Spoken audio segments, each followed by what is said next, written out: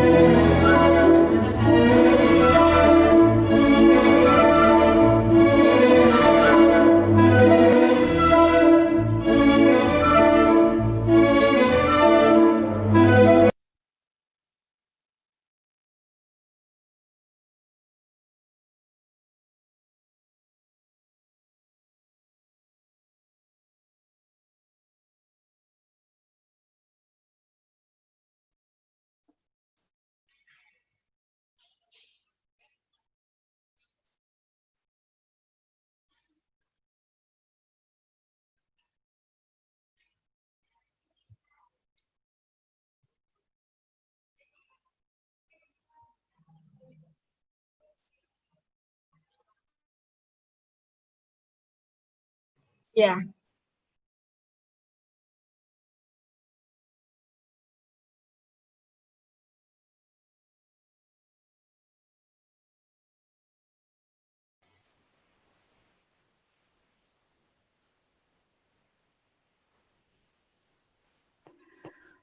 Assalamualaikum warahmatullahi wabarakatuh. Good afternoon, ladies and gentlemen. Welcome to the International Tourism Research Webinar, Rejecting Myths, Stories from the Tourism Research Journey. My name is Linda, and I'm your host today. It's an honor to welcome you here in this webinar.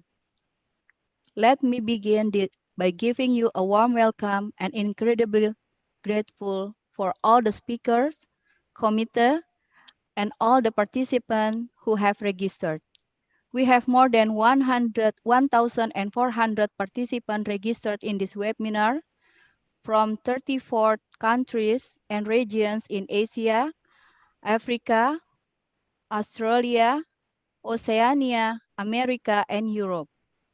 Before we start, we have some rules and regulations. The webinar will start at 1:30 p.m. This activity uses the Zoom meetings feature. Please turn off the audio and turn on the video. Please use the chat feature to ask questions and send your question to chat room by using the following format: speaker's name, your name, institution, and your question.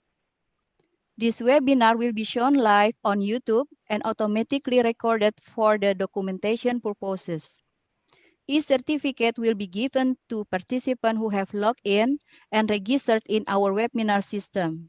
The presentation can be downloaded at bit.ly webinar S2STP doc after this webinar. Next, this webinar will be divided into some program. First, opening speech by Dr. Janadi Bimo Prakoso, the chairman of Trisakti Foundation. Second, presentation about James Cook University Tourism by Dr. Alf Kilber, the head of Academic Governance and Tourism. Third, presentation about Trisakti School of Tourism by Dr. Rahmanita, the head of Department Tourism in Trisakti School of Tourism. Fourth is the seminar presentation from the four honorable speakers that coming from Prof. Pearce from GCU, Dr. Hera Oktadiana from GCU, Dr. Wattanacharoensil from Thailand, Dr. Denis Tolkach from GCU. And fifth is the closing speech by the closing speech by Mrs. Feti Asmaniati, the president of the Trisakti School of Tourism. The last is networking session. In this session, the participant can chat to the speaker and others participant in the networking session. And now, let's begin this webinar with the opening speech from the chairman of the Trisakti Foundation, the Honorable Dr. Janadi Bimo Prakoso. The time is yours. Good morning, everybody, distinguished speakers, ladies and gentlemen. I'm Dr. Bimo Prakoso, the chairman of Trisakti Foundation. Well, warm welcome to Dr. Alf Kulber, Professor Phillips, Dr. Hera, and Dr. Denis from GCU, and Dr. Wattanacharoensil from Thailand. On behalf of Trisakti Foundation and Trisakti School of Tourism, thanks for your cooperation. This moment is very important for the development of tourism industry, not only because of the impact of COVID-19, but also in general tourism research on what we are going to do for the next development of tourism industry. So for the participants, listen carefully and enjoy the webinar. Once again, thank you. All right, thank you so much, Dr. Janadi Bimo Prakoso, for the opening speech. And for the next, we have presentation about James Cook University Tourism from the Head of Academic Governance and Tourism, the Honorable Dr. Alf Wilbur. The time is yours.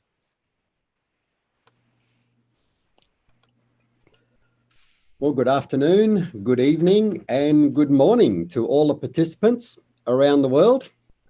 My name is Dr. Alphonse Kilbaugh, and I am the Academic Head for Management and the Tourism Programs at James Cook University. Our main campus is in Townsville in North Queensland, Australia, and we also have a secondary campus located in Cairns in far north Queensland. If you're not quite sure where those locations are, our backyard is the Great Barrier Reef, our wonderful lush rainforests, and of course, the outback. And these are all popular tourist destinations for both international and domestic travellers. Our college is both delighted and honoured to be associated through an MOU with the Trisakti School of Tourism. And this webinar is the first of many initiatives in that MOU. I'm proud to say that in 1989, James Cook University was Australia's first full tourism department.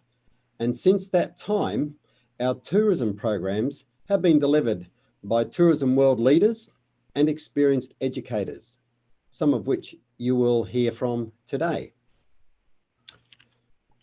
But what about our tourism programs across our two campuses in Townsville and Cairns? We offer undergraduate, postgraduate, and also opportunities for PhD students as well. On our Townsville campus, students can enrol in the Bachelor of Business, majoring in management, in conference and sports events, and also in a tourism major.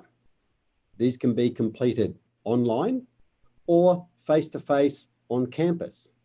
There's also the flexibility to be combining both of those offerings at once. Students can enrol at the beginning of the year, or they can enrol as a mid-year intake. For full-time students, this is a 3-year undergraduate degree program. Students can also enrol individual subjects, or they can do part-time, which of course will then extend the time of their degree.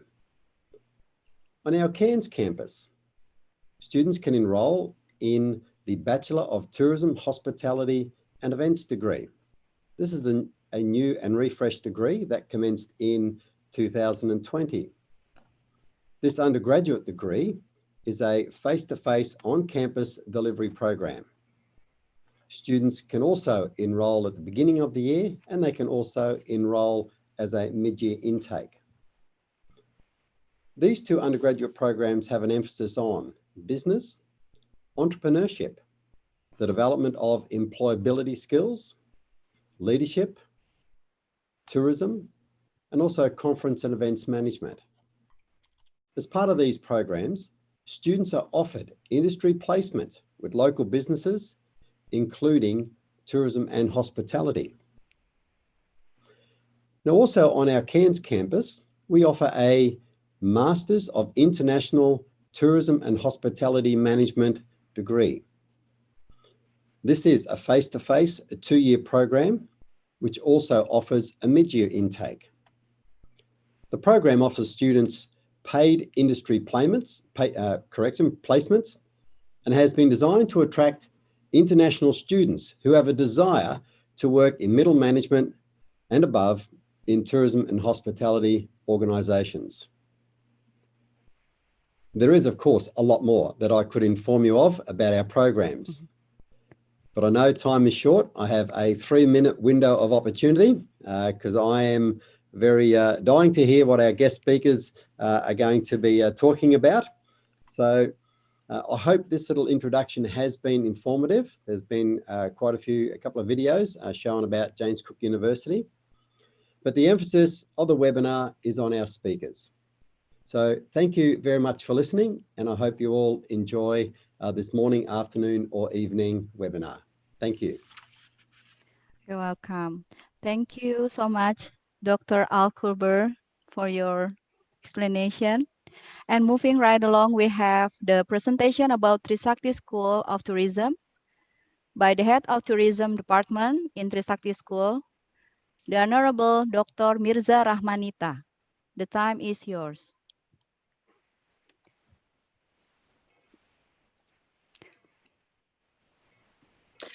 So thank you, Ms. Linda. Good afternoon, ladies and gentlemen, our honorable speakers of GCU and TST, also the moderators, and both institutions, management level, and academic communities. Welcome and good afternoon. My name is Mirza Rahmanita. I'm the head of tourism department of the Trisakti School of Tourism. So now let me introduce you about our institution, Trisakti School of Tourism, which is also known as TST for short. So TST has two streams. It is one of the best private tourism school in Indonesia. It was founded in 1969, and it also has complete facilities. So it will be a nice environment to have you all here. So TST has two streams, that is vocational and academics. The vocational stream, we have Bachelor of Applied in Travel Industry Management, Bachelor of Applied in Hospitality Management, Bachelor degree or S1 in tourism, graduate program in master or master degree in tourism, as well as joint degree in Hospitality Management international program, and coming soon will be doctoral degree S3 in tourism.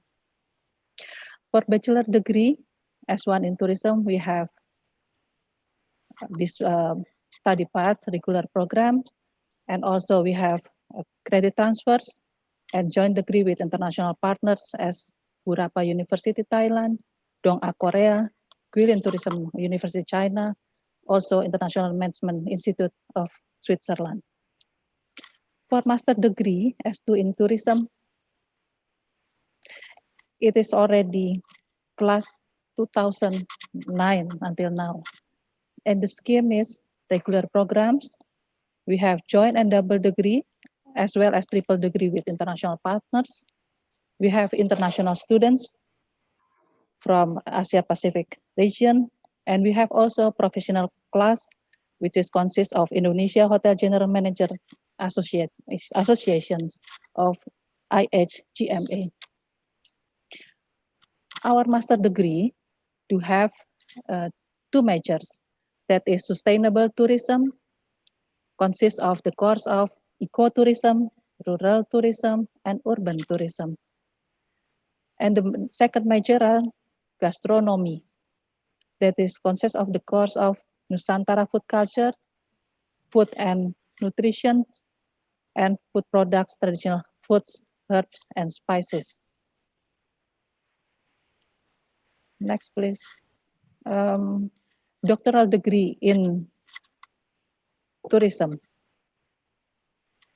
We have, that will be coming soon, we have regional tourism as the first major, that is consists of urban rural tourism design, natural and cultural heritage tourism design, and the major retail and hospitality tourism in tourism design, retail and hospitality strategic development and management. And the third major is tourism policy and education, with its specific course in design of tourism education and policy of tourism education. While other things is we have facilitating local tourism development programs, that we have our bachelor degrees field community empowerment programs to help facilitating local communities tourism development. We have also master degrees field research. We have lecturers and professor research and community service. And next, we have international scientific or academic program, that is visiting professor and tourism, gastronomy, and destination international conference. We have international grants and partnership as well. That is USAID grants, that is the FCA, Tropical Forest Conservation Action, European Union funding from INTEM, that is Integrated Ecotourism Management in Indonesia, and also we'll be conducting UNESCO Summer School in 2021. That is the collaboration between Ph.D, Trisakti School of Tourism, and UNESCO, and also UC, Università della Ciferia Italiana. And then this is a little bit about our institution, so we can see a little bit about our activities, about our internship program, which country they can do the internships, and our affiliations from all over the world. And next will be another affiliation from where the whole wide world, the government partnerships, and next is will be from local and national as well as international affiliations. We are proudly having a lot of international partners. So I think that will be all for our institutions. Maybe we can talk about our institution later a little bit more. Thank you so much for your time. Thank you, and we are looking forward to having you here. Thank you. All right. Thank you so much, Dr. Mirza Rahmanita, for your presentation. And now we have the seminar presentation and discussion that contains of several sessions. And this session will be hosted by moderator from the Head of Research and Community Services in Trisakti School of Tourism, the Honorable Mrs. Rina Suprina. The time is yours. Thank you, Ibu Linda, my beautiful colleague. Good morning, good afternoon, and good evening to everyone here. Again, thank you so much for joining this event. So as you can see from our background, the topic of our webinar today is Rejecting Myths and Stories from Tourism Research Journal. So as you know that research and publication are essential to the academic life, and we often have a questions of how do we get our paper published in a reputable international tourism journal. And from the topic, you may be curious about what myths are there in research and publication journey. What facts are there if instead of myth? So if there is a myth, there must be a fact. So today, we are going to listen to our honorable speakers sharing their stories in writing and publishing a journal article. We have 4 speakers who have joined us now. We have Professor Philip Pearce. You're already here. Good afternoon, Professor Pearce. I think you are ready now. And then we also have Dr. Hera Oktadiana. Dr. Hera, thank you for helping us also organizing this webinar. And then we have Dr. Walanchalee, Wattanacharoensil from Mahidol University International College, Thailand. I believe you are also here already and you are ready for the presentation. And the last we have Dr. Denis Tolkach from James Cook University Cairns campus. Before we start this online seminar, I would like to remind you that if you have questions, please write your questions in the chat room. And a question and answer session will be done after the last speaker finish giving a presentation. Okay, and then so we will begin with the first presenter. The first presenter will be Professor Philip Pearce. Before I give the time to Professor Philip Pearce, let me read his short version of his bio. I know that most of you know already Professor Philip Pearce, but just let me read a little bit about his biography. So Professor Philip Pearce is the Foundation Professor of Tourism and a distinguished professor at James Cook University. He is interested in all aspects of tourism behavior and has developed key approaches to tourist motivation and tourist experience. He places a key emphasis on the differences among tourists to offer solutions for enhancing positive experiences, reducing undesirable behaviors, and limiting negative outcomes on host society.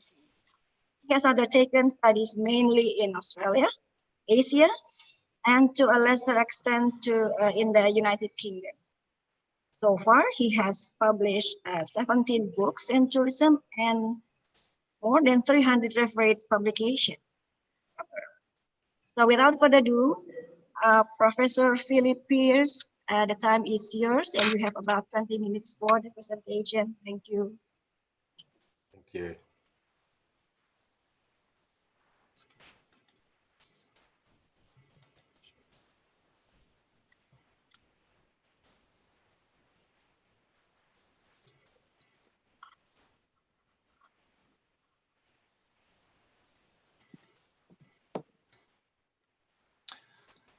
It is very exciting to be here, not to be here in my lockdown house, but to be here with you all in the sense that so many good colleagues, friends, and I guess research partners from different parts of the world.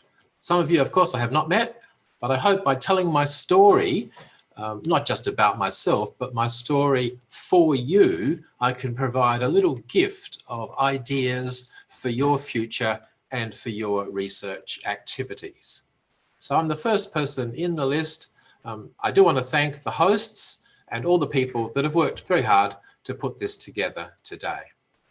So my story involves places, people, a record of productivity, some explanations as to how you get to that kind of space. Then I'll concentrate on the myths themselves and go beyond the myths to give you implications for your future. So where's my story start? Well, it starts in a place called Adelaide in South Australia, where I did my honours degree. Then I did my doctorate at the University of Oxford, came back to Australia and have worked for a long time at James Cook University. I was lucky enough to spend a Fulbright scholarship at Harvard in this early period of my career, where I learned quite a lot of things as well, and had some substantial periods of time at Purdue University and more recently at universities in China. Now, they're places, but places are only part of the story because I learned from particular people in those places, and many of these points are certainly, I think, worth sharing. From Michael Argyle, a very distinguished professor at Oxford, I learned to write in short sentences. Any of you listening out there who are my PhD students or colleagues will know that's something I say to many of you a lot. But be productive as well. Ignore most people who criticize you. You're always going to get criticism. So go beyond that. Listen to some of the criticism, but don't be dragged down by criticism. Enjoy your work and life. And we're not working in an extremely problematic area of medicine, so we should be enjoying our work and life and being positive. Have some hobbies so you get some perspectives on the world beyond your work. Peter Collett, my direct supervisor at Oxford, again, a very famous, well-known figure, particularly in the UK, with #1 best-selling books and so on. His advice was observe actual behaviour closely, read widely and be confident. I could give a whole seminar on what read widely means, but it means read in your discipline and across in other disciplines as well. My time in Boston, both at MIT and Harvard, I learned some things about using visual images to develop your understanding of people's thinking. You should write to be understood, not to impress. Ellen Langer at Harvard, a major figure here, says, what's possible in the world? Don't be trapped by old ideas. Be curious. Live life mindfully. Ask, is there another way of looking at this? And that's a great question for researchers. My good longtime friend and colleague, Alastair Morrison from Purdue, work hard and then work harder. That's very much his lifestyle.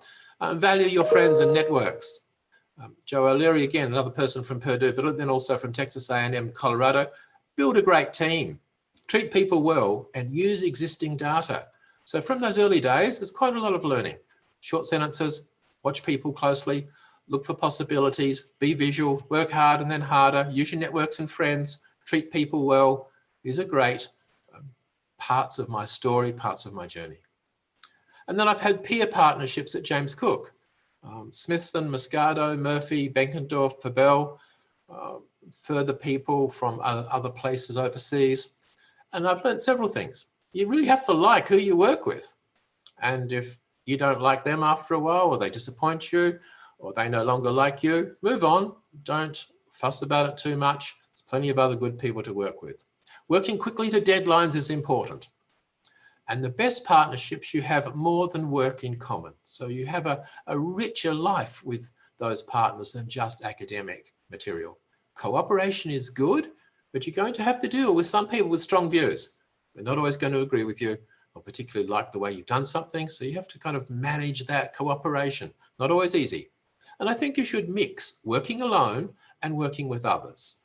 It gives you a kind of dual way of thinking about your research.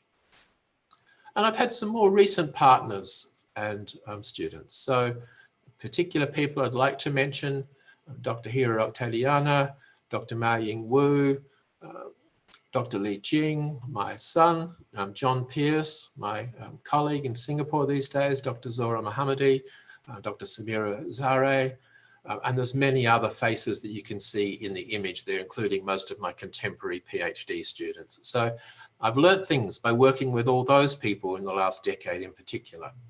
So what did I learn again here for my story? Well, for many people, I learned that the research and publishing process can be stressful. And so we need to track from stress to success as a pathway. And I think good partnerships provide support, they provide a degree of affection and mutual care for one another, and group members working in parallel, traveling together, build a local research culture. So developing a research mindset is key, and being aware of opportunities. Develop the idea of, what can we learn from this? What's interesting here? Pay attention to what's around you and ask questions that can lead to research. And of course, travel itself, being a tourist, adds to the awareness and possibilities. There are many places which have influenced me and which have helped me think about tourism. And you can see an array of images there from different continents, and I've traveled with different partners and so on. So that travel itself really helps your awareness. For me, this has led to a publication record. So I just want to go through this story briefly. There's never been a year in my academic life without a publication, so I'm quite proud of that. There's been no sort of blank spaces. From my CV, there's about 316 papers and published pieces, 17 books, and what I think is important for me commenting to you now is I've actually done more work in the last 10 years than perhaps I was averaging in the previous years. And that's part of experience, but it's also part of the fact that I don't feel like I'm a senior colleague who used to do stuff. I'm doing stuff now. Writing books does suppress your publication number. So numbers aren't the only thing that matter, but it's a very quick metric for many organizations. So having children lowers the work rate. Some of you will have experienced that as well. Having a senior administration role, such as being head of school, corresponds to a little dip in your productivity, and perhaps stopping some academic roles, such as being a chief journal editor, can also help you perhaps be even more productive.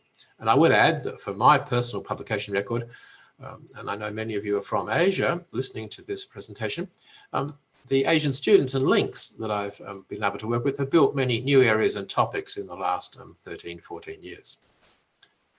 How do we know that's a good record on which to base and analyze the myths? Well, a few quick points here. I have over 20,000 citations in Google Scholar with what's called an H index, if you like this numerical stuff, of 68, which means there's a lot of publications that a lot of people do read. And I've tried to work in some key areas which have contemporary value for the pandemic material we're in right now. If you really understand motivation, you're going to understand the continuing thrust that people have for travel. If you look at tourist behavior research, you're going to understand that social rules govern how we behave and how we change our behavior. People's search for authenticity, particular target markets and segments interest me a lot. And the whole positive psychology approach to tourism work, I think, is enormously beneficial. And for those of you that are, again, looking for a little bit more credibility here, there's a number of best paper efforts that we've had in various places over the last few years. And some of my colleagues I'm proud to be associated with there, receiving prizes and so on. So let me go to the myths. This is the heart of the talk. And it's built on those people, productivity, stories, and partnerships. Myth 1, research needs money. I hear people say, I don't have any grants. I cannot do research. Well, grants are a bit of a myth in themselves. They're falsely used as a measure of research. They should not be an excuse. Money is not so necessary for tourism researchers. Many of the studies cited, and many others that I've done, or that you can do, can be done at very low cost. You will not get grants until you have some publication credibility. So use the existing plentiful data, archives, and online work to get started. You don't need money. The identity myth. This is about only well-known people from well-known places get to publish. And I hear the complaint. I'm not well-known. I'm from a small institution. I work in a not well-recognized research country. Reviewers will be biased against me. That's actually not supported by evidence. Townsville, where is that? Well, we've tried to explain it briefly today, but it's not Oxford, it's not Harvard, it's not Yale. So good ideas, good scholarship now come from everywhere. Just look at the authors in our #1 journal, Tourism Management. They're from all over the place. So reviewers do not know where you're from, and even if they guess, there's value in writing from a different context, finding the universal in the local. So you don't need to be well known to get your work published. Statistics myth. Good research is full of detailed, complicated statistical treatment of data. That's the only pathway to good knowledge creation. That's very much a die-hard old school positive position. I don't agree with that. I do respect sophisticated multivariate analyses. That does fit some questions and some approaches, but not all. In the last 10 years, widespread awareness has developed of the limits of being overly or prematurely quantitative. Use methods and analyses to suit the question and style of work. Paradigms vary. Some deans, some university chair people, some referees and evaluation systems need to update their views. This is not a one-size-fits-all in terms of statistics. Many journals and many editors these days are very aware of the limits of naive positivistic thinking. So yes, multivariate analyses are good, sometimes for some questions, but it's not all about statistics. Another one that I hear a lot, which I think is a big myth, a survey is the answer. We'll respond to a research opportunity by getting a survey done. Seems to be a common first choice. It seems standard and convenient, but many problems exist with this approach. Example, there's a rush of COVID-19 survey work. The testing of the questions, the sampling, the resources to do it well, the theory and concepts underlying the topic, the gap between attitudes and behavior, response biases, asking questions that are not realistic. These are all problems and worries. We cannot build really good research just on one cross-sectional piece. So survey may not be the answer, the first choice you should go to. Consider other options. Mining online views, observing public behavior, running field experiments, using natural variation, assessing images, doing strategic interviews and multiple focus groups. Surveys have a place, but they do not need to dominate the tourism researcher's thinking. Here's one I really like and I get a lot. This is the general article myth. People say, oh, I got rejected. I wrote a paper and then looked around where to send it and the editors just rejected it. It's so unfair. Tears are rolling down their cheeks. It is a good piece. The writing of a general manuscript and then hunting for a journal is a poor approach. It's a bit like a young romantic male having one line for complimenting young ladies. The line may be, I love the way your long chestnut brown hair flows around your face, down onto your shoulders. And it matches your eyes so well. And the young man that keeps using that line might get quite a lot of rejections. And it might take some time before a friend of his comes along and says, you know, you've been using that chestnut brown hair, matching your eyes line for quite a while. No wonder you're getting rejected, you idiot. The people that you are complimenting all have blue eyes. So the point is, You have to tailor your work to a specific journal. Your compliments to the person to whom you're talking have to be accurate. So when we look at doing an article, think first of where am I going to send this? Think about the specific journal. Think about its style, the previous work of that sort in the journal, and the emphases in the journal. Don't write a general article and then complain you're getting rejected. That's the wrong way around. The "it is easy for you" myth. This one is about, for people who give talks like this one, it's easy for them. They're well known. They get better treatment. And it goes with the view that some people have super talent or power, and that is why they are successful at publishing. The line is, I have to teach and do administration. I have no time and cannot be a researcher author. A good friend of mine, Shemi Yagi from Japan, is able to do a lot of teaching and administration and come up with creative research ideas through her teaching. Many of you can do that. Others have to teach and administer, so the excuse that you're overburdened with administration and teaching, that's a bit of an easy excuse. It's a bit of an easy way out. Perseverance, the wonderful concept in psychology called grit, which is just keeping on trying, and hard work and more hard work are really the key. I'll give you a little example. Last year, the last half of last year, I submitted with various research partners 8 papers to good journals. 1 is accepted now, 4 need major revisions, 2 we're waiting for an outcome, and 1 was rejected. Published authors get lots of revisions and some rejections. Rewriting and replying to reviews can be 50% as long as the original submission. We've just done, on a 10,000 word paper, we've just done a 7,000 word correction and revision and reply to reviewers. So this is not easy for anyone. There are no shortcuts. So the hard work ethos here is very important. Another myth. This is a myth of uniformity. This is a conceptual mistake, a poor way of thinking about the variety and variability in tourism. You see a lot of superficial generalizations about the effects of forces on tourism, the way tourists are responding, what they want. I actually blame the sociologists like Dean McCannell for generating this kind of all tourists want authenticity thinking. To build a sophisticated argument and research about tourism topics and tourists, think patterns, think diversity, think mosaics, not uniformity and commonality or simple dichotomies.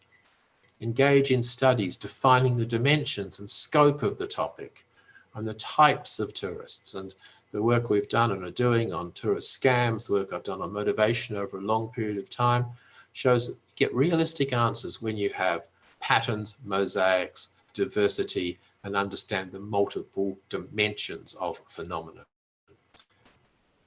I've outlined some myths, but I'll still get from you, I'm sure, but I don't know what to do or where to go from where I am.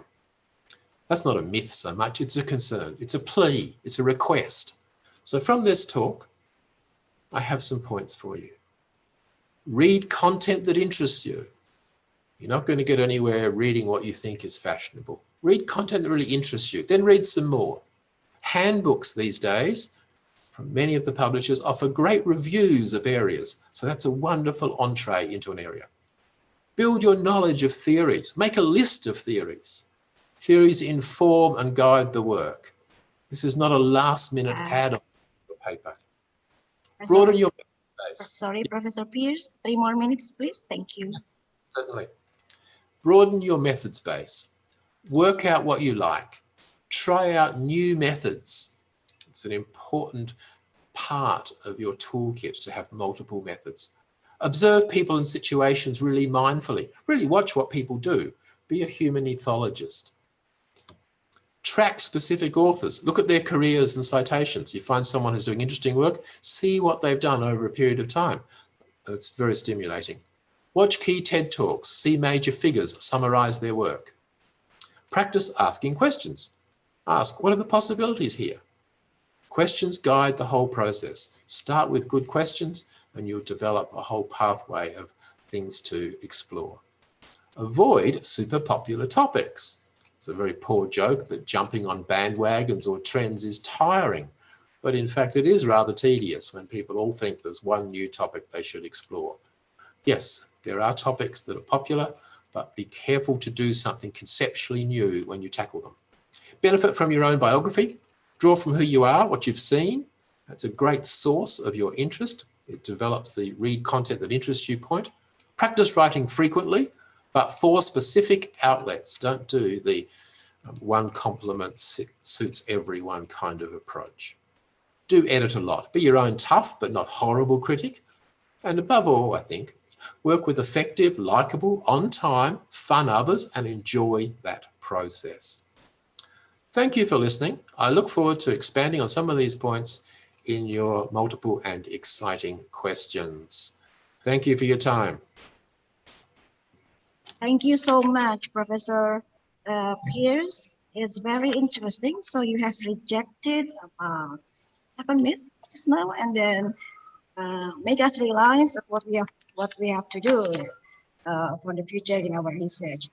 Now let's move on to the second presenter. The second presenter will be Dr. Hera Oktadiana, and I also would like to read a little bit about her biography before I give time to Dr. Hera to give a presentation. So Dr. Hera Oktadiana is a senior lecturer at Trisakti School of Tourism Indonesia and James Cook University, Australia. She earned her Ph.D. from the School of Hotel and Tourism Management, the Hong Kong Polytechnic University. She also received a certified hospitality educator, or PhD, from the American Hotel and Lodging Educational Institute. She has been the head of Hotel and Tourism Department at some tourism institutions in Indonesia before moving to Australia. And then she is presently the Regional Vice President Southeast Asia of the International Tourism Studies Association, or ITSA. Her research interests are in the area of tourism and hospitality education and tourist behavior. In particular, Dr. Hera interested on the Muslim tourist and the emerging market. She has published in various hospitality and tourism journal, and then she's also my mentor. All right, so Dr. Hera Oktadiana, time is yours. You have 20 minutes. Thank you. Thank you, Mrs. Rina, for the introduction. First of all, I would like to say thank you for all the participants who attended the webinar, and also to all my friends and colleagues who are here and to support this event. So I think I will share my PowerPoint now.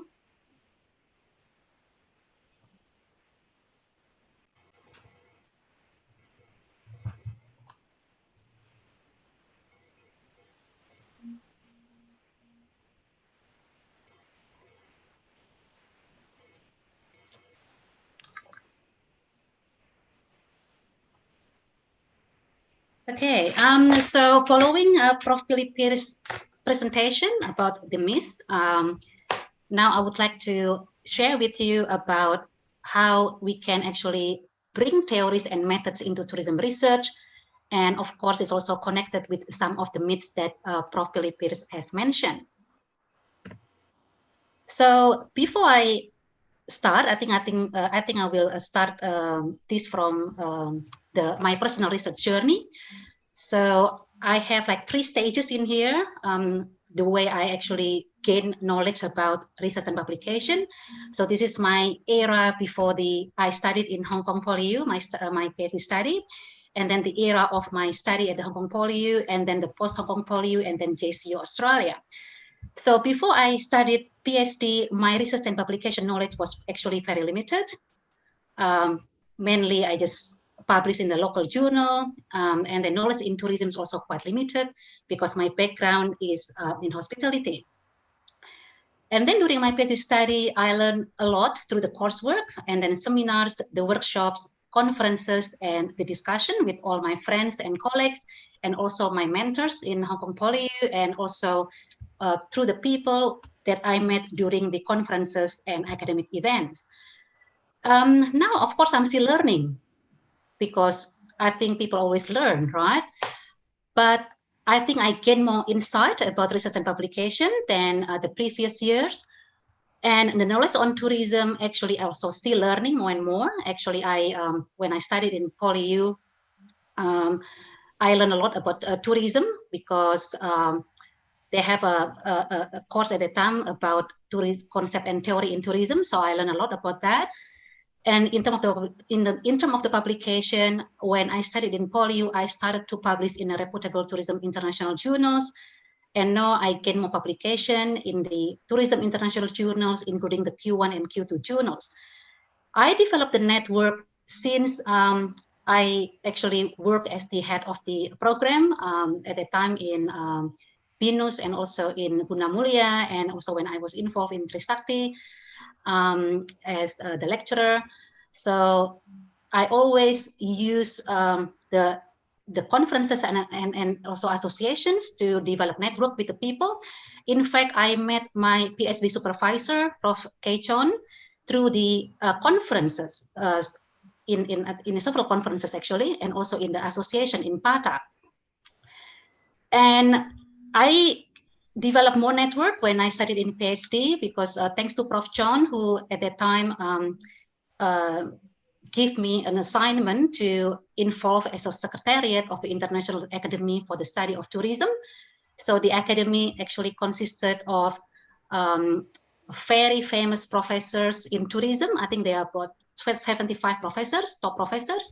And I was very lucky to be invited to attend the conference in Rhodes Island in Greece in 2015. And I met a lot of tourism professors there, and I learned a lot from them, including Prof. Pearce, of course. And post PhD, now I'm still attending and actively involved in the academic conferences and also in the academic and non-academic events. So these are people in my research and publication world. So my mentors and key co-authors are Prof. Keynote, my PhD supervisor from School of Hotel and Tourism Management, Hong Kong Polytechnic University. And then, of course, there is Prof. Pearce from JC Australia. And below are my co-authors in publishing the papers. They are Manisha and Zora from JCU Singapore, Lydia from China, and then Arif, he was my friend. Actually, he's my friend in Hong Kong PolyU, and we still keep contact until now.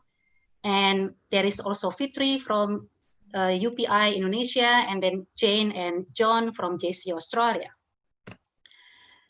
Not only them, but I also have a lot of people here, friends, and then mentors who actually influenced me in doing research and publication. So these are my friends, people in my PhD study.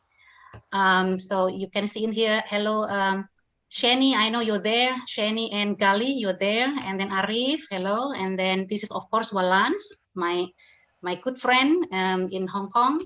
And then, of course, Denis is here as well. And then Bona and Annie, Derek, they're all here. So I would like to say hello to you. And of course, there are also Prof. Bob Makercher, Prof. Katie Sue, Prof. Keychon, and of course, there's Prof. Pearce, Prof. John Tribe, Prof. Brian King, Prof. Hyan Song, and Prof. Jafar Jafari. And these are my Thai friends and people, my friend also from China and Taiwan. And yeah, Prof. Jafar Jafari is the chief editor of the book that I edited with Prof. Pearce, the Tourism Intelligence, Delivering Tourism Intelligence from Analysis to Action, which just recently published. And actually, when you talk to your friends, like having a discussion, I often have a discussion, not in the campus, but also in the coffee shop, maybe like Starbucks, or like in this one, I had a discussion at the very nice African restaurant with my friends from Europe and from Africa. So I gained a lot of insight and knowledge from people from various cultures and backgrounds. So this is something that I would like to share with you. This is a very important question. It's a very central to research and publication. So for everything you write, you need to simply ask yourself, so what? So this is something that I learned in my PhD study. I learned from all the people that I have a discussion with, and I believe it is still valid. So the so what questions actually about the novelty of our study, the originality, and the significance of our study. Probably it sounds familiar and cliche. Maybe you've heard a lot about that. Like, yes, I know that. We know about the so what question, but answering the so what question is what gets you a publication. And of course, the feeling when you see the paper, your paper is accepted and published is very exciting. It's sensational. I always feel happy when I see my paper is published or accepted. Always keep smiling. Probably you cannot stop smiling because you are feeling just fabulous. Because after the hard work, then finally your paper is published. So what's next? Probably you need to think beyond the box, which means think of the topic that is interesting and sexy. Think of the concept of the theory that you can probably adopt from the tourism and hospitality field, not just from the hospitality and tourism, but also from other disciplines. You can think of the methodology that is different and probably not have been done before in the current studies. So let me tell you a little bit of a story. Probably you've heard the song Nessun Dorma, right? Luciano Pavarotti. The song is actually very famous. Is like this. Da, da, da, da, da, da, da, da. Na, na, na, na, na, na, na, na, na. I think you know the song, right? So there's a famous aria from the Turandot opera. What's interesting about this opera is composed by a famous Italian composer, Giacomo Puccini, I think in 1924. But the story is actually based on a romantic epic Half-Bakar or the Seven Beauties by the 12th century Persian poet Nizami Ganjavi. However, in the opera versions of the story actually set in China. So it's quite interesting. So it's like doing research. So you adopt something from either field, right? And you maybe modify it according to the cultural context, or according to your study. So this is some of the cases that I would like to share with you. So this is a case number 1. The first one is one of my first publication in Annals of Tourism Research, Educational Philosophy, Grounding the Tourism Curriculum. The idea came from the debate concerning academic and vocational approach in hospitality and tourism education in Indonesia, and also from the myth about tourism as a discipline. Actually, this kind of myth has been going on until now, because some people say it's a discipline, some people say it's a field of study. In here, I applied theories in education and tourism education, emphasizing the importance of educational philosophy in developing the curriculum.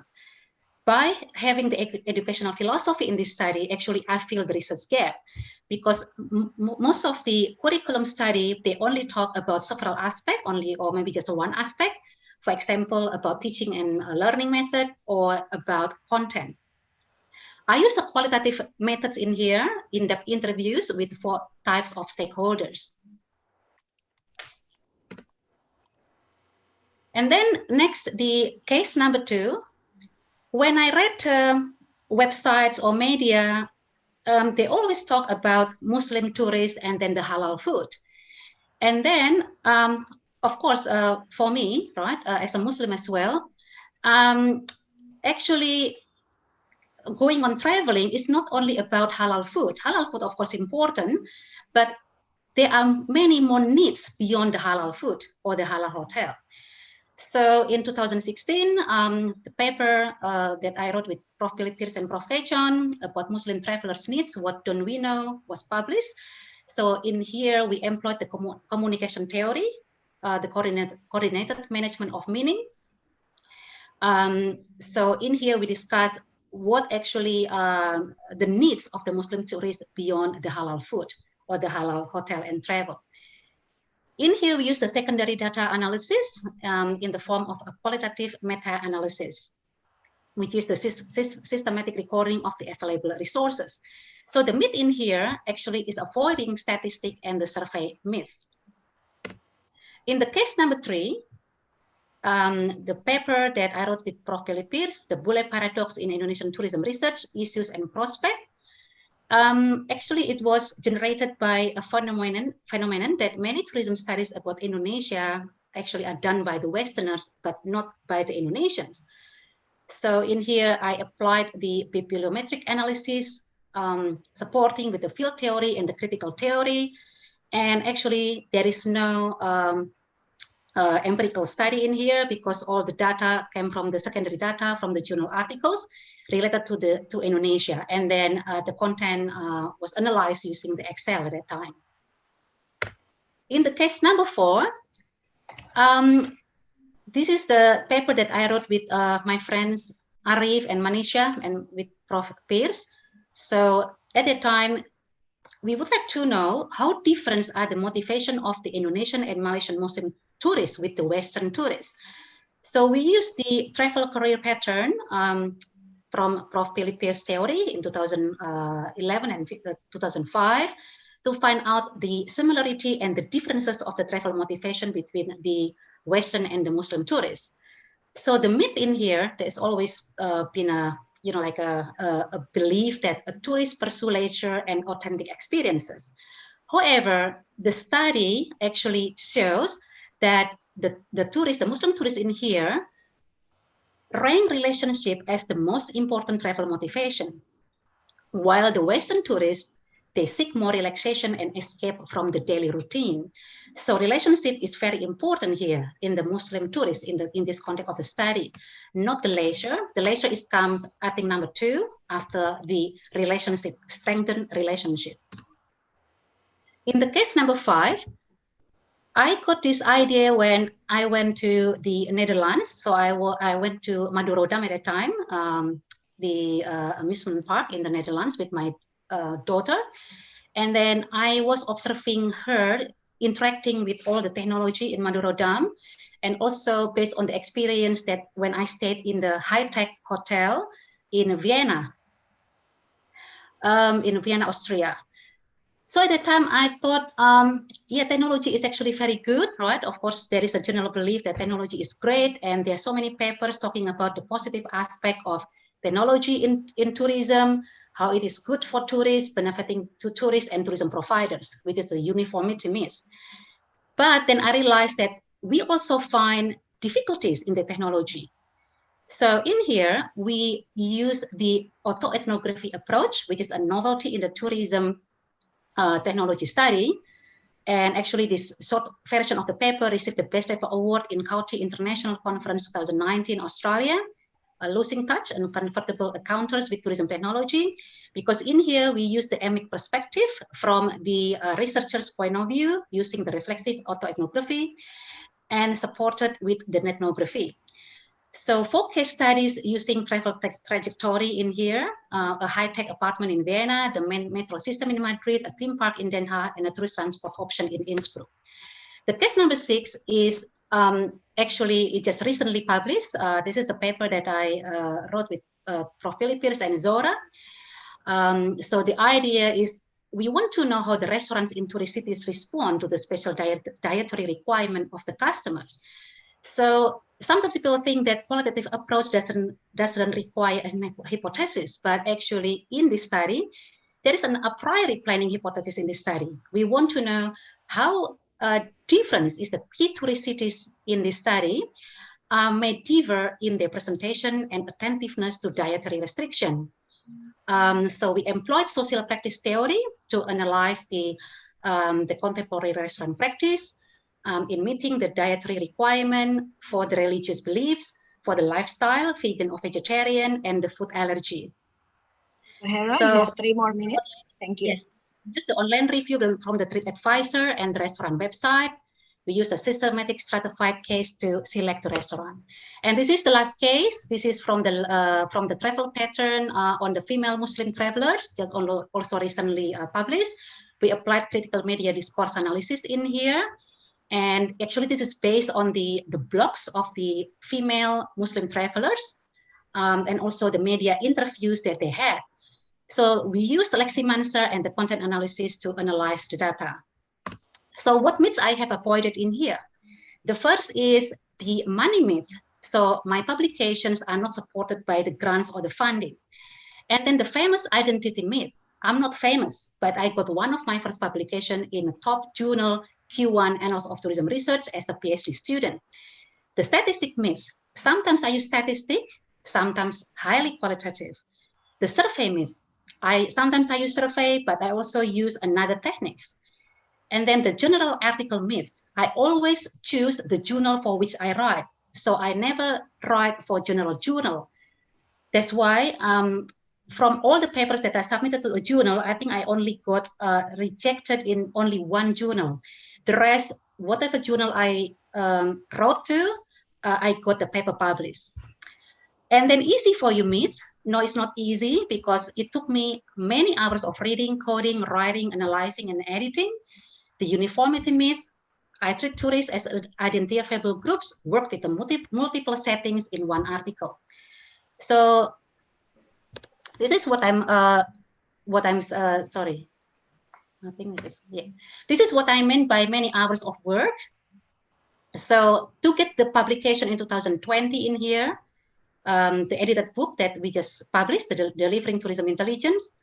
We also have a number of authors here, including Dr. Mirza from Trisakti, and then the 3 book chapters that we just recently published, and another 5 chapters will be coming on. And then the 4 journal articles that I have published in Q1 up to June 2020 actually is from the hard work from the last 2 years, starting from the 2018 until 2020 until now. And still, until now, I'm still doing the studies for the other articles in progress.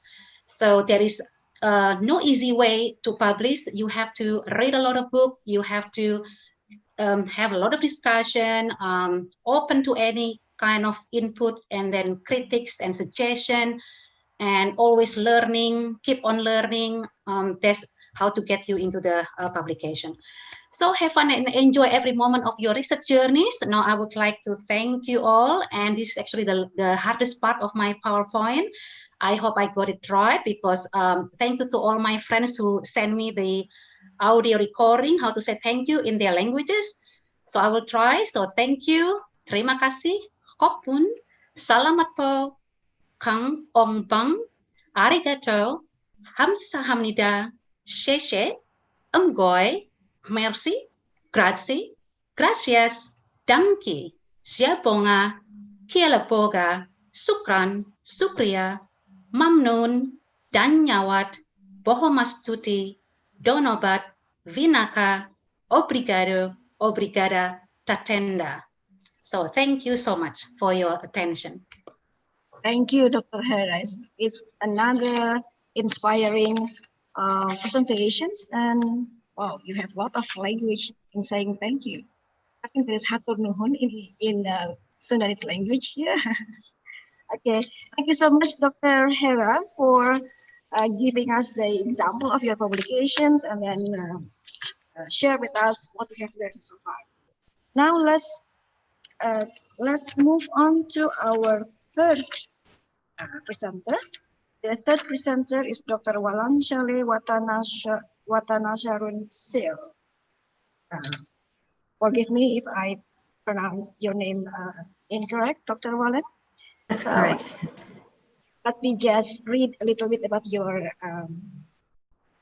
short your biography. So Dr. Wallen is currently an assistant professor in the Tourism and Hospitality Management Division in Mahidol University International College, Thailand.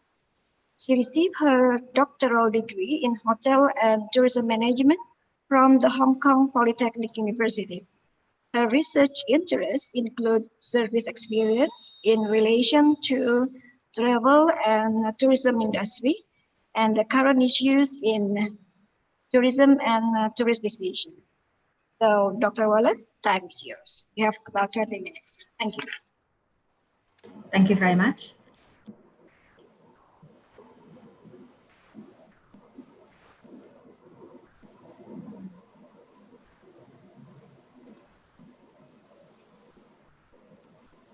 Okay, so let me share the screen with you. Is screen appearing okay? Okay, clear.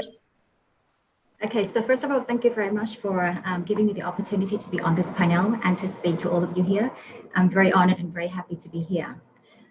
Personally, I had around 10 years of working experience in the industry before I joined the academia.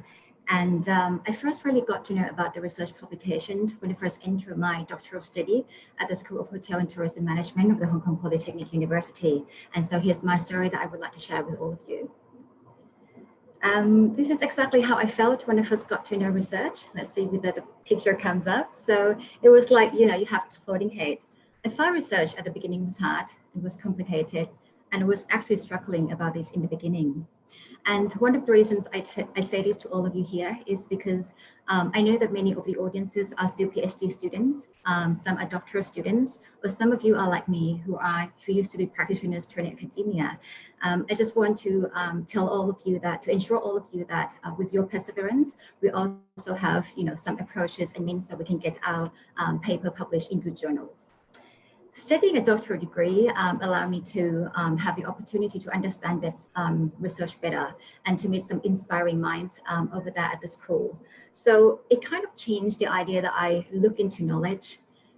I never knew that as an individual like me, I had the capability to contribute into the knowledge of our field through something called scientific and systematic approach that are used to respond to the meaningful research question. So to me, by transforming a person from just being a recipient of knowledge into somebody who can contribute to the field of knowledge, and it's really eye-opening. So when I first wanted to really understand research better, I approached my research as somebody is building a house. That means that I find it's very important to understand the fundamentals. So like the foundations of the house. So by understanding them, I actually talk about 3 crucial elements of my understanding. So when I look back, I remember that I tried to, spend my time to really got to know the research fundamentals. That's the first thing. The second thing is I spend my time trying to understand the purposes of each research type. And then I also found myself that I was very lucky and be fortunate to be surrounded by inspiring people with great mentors, friends, and colleagues. So the 3 are very important, crucial components on my research journey. So let me explain to you each point briefly. For point number 1, talking about understanding fundamentals. To me, I define my fundamentals in research as 2 big things. One is to be able to identify meaningful research gaps or research questions, and the other one is having a careful research design. But I have to say that with these 2 points, this is purely my way of, giving out my understanding about research fundamentals, because many different people can, define it, the term fundamentals in different ways. So please do not take it as a concrete definition. How do you find the meaningful research gap? Well, basically, I think you probably have heard in the previous talk that you actually have to look around into the phenomenon. And especially when you are coming from the industry, there are so many interesting industry phenomenon. So find a topic of your interest.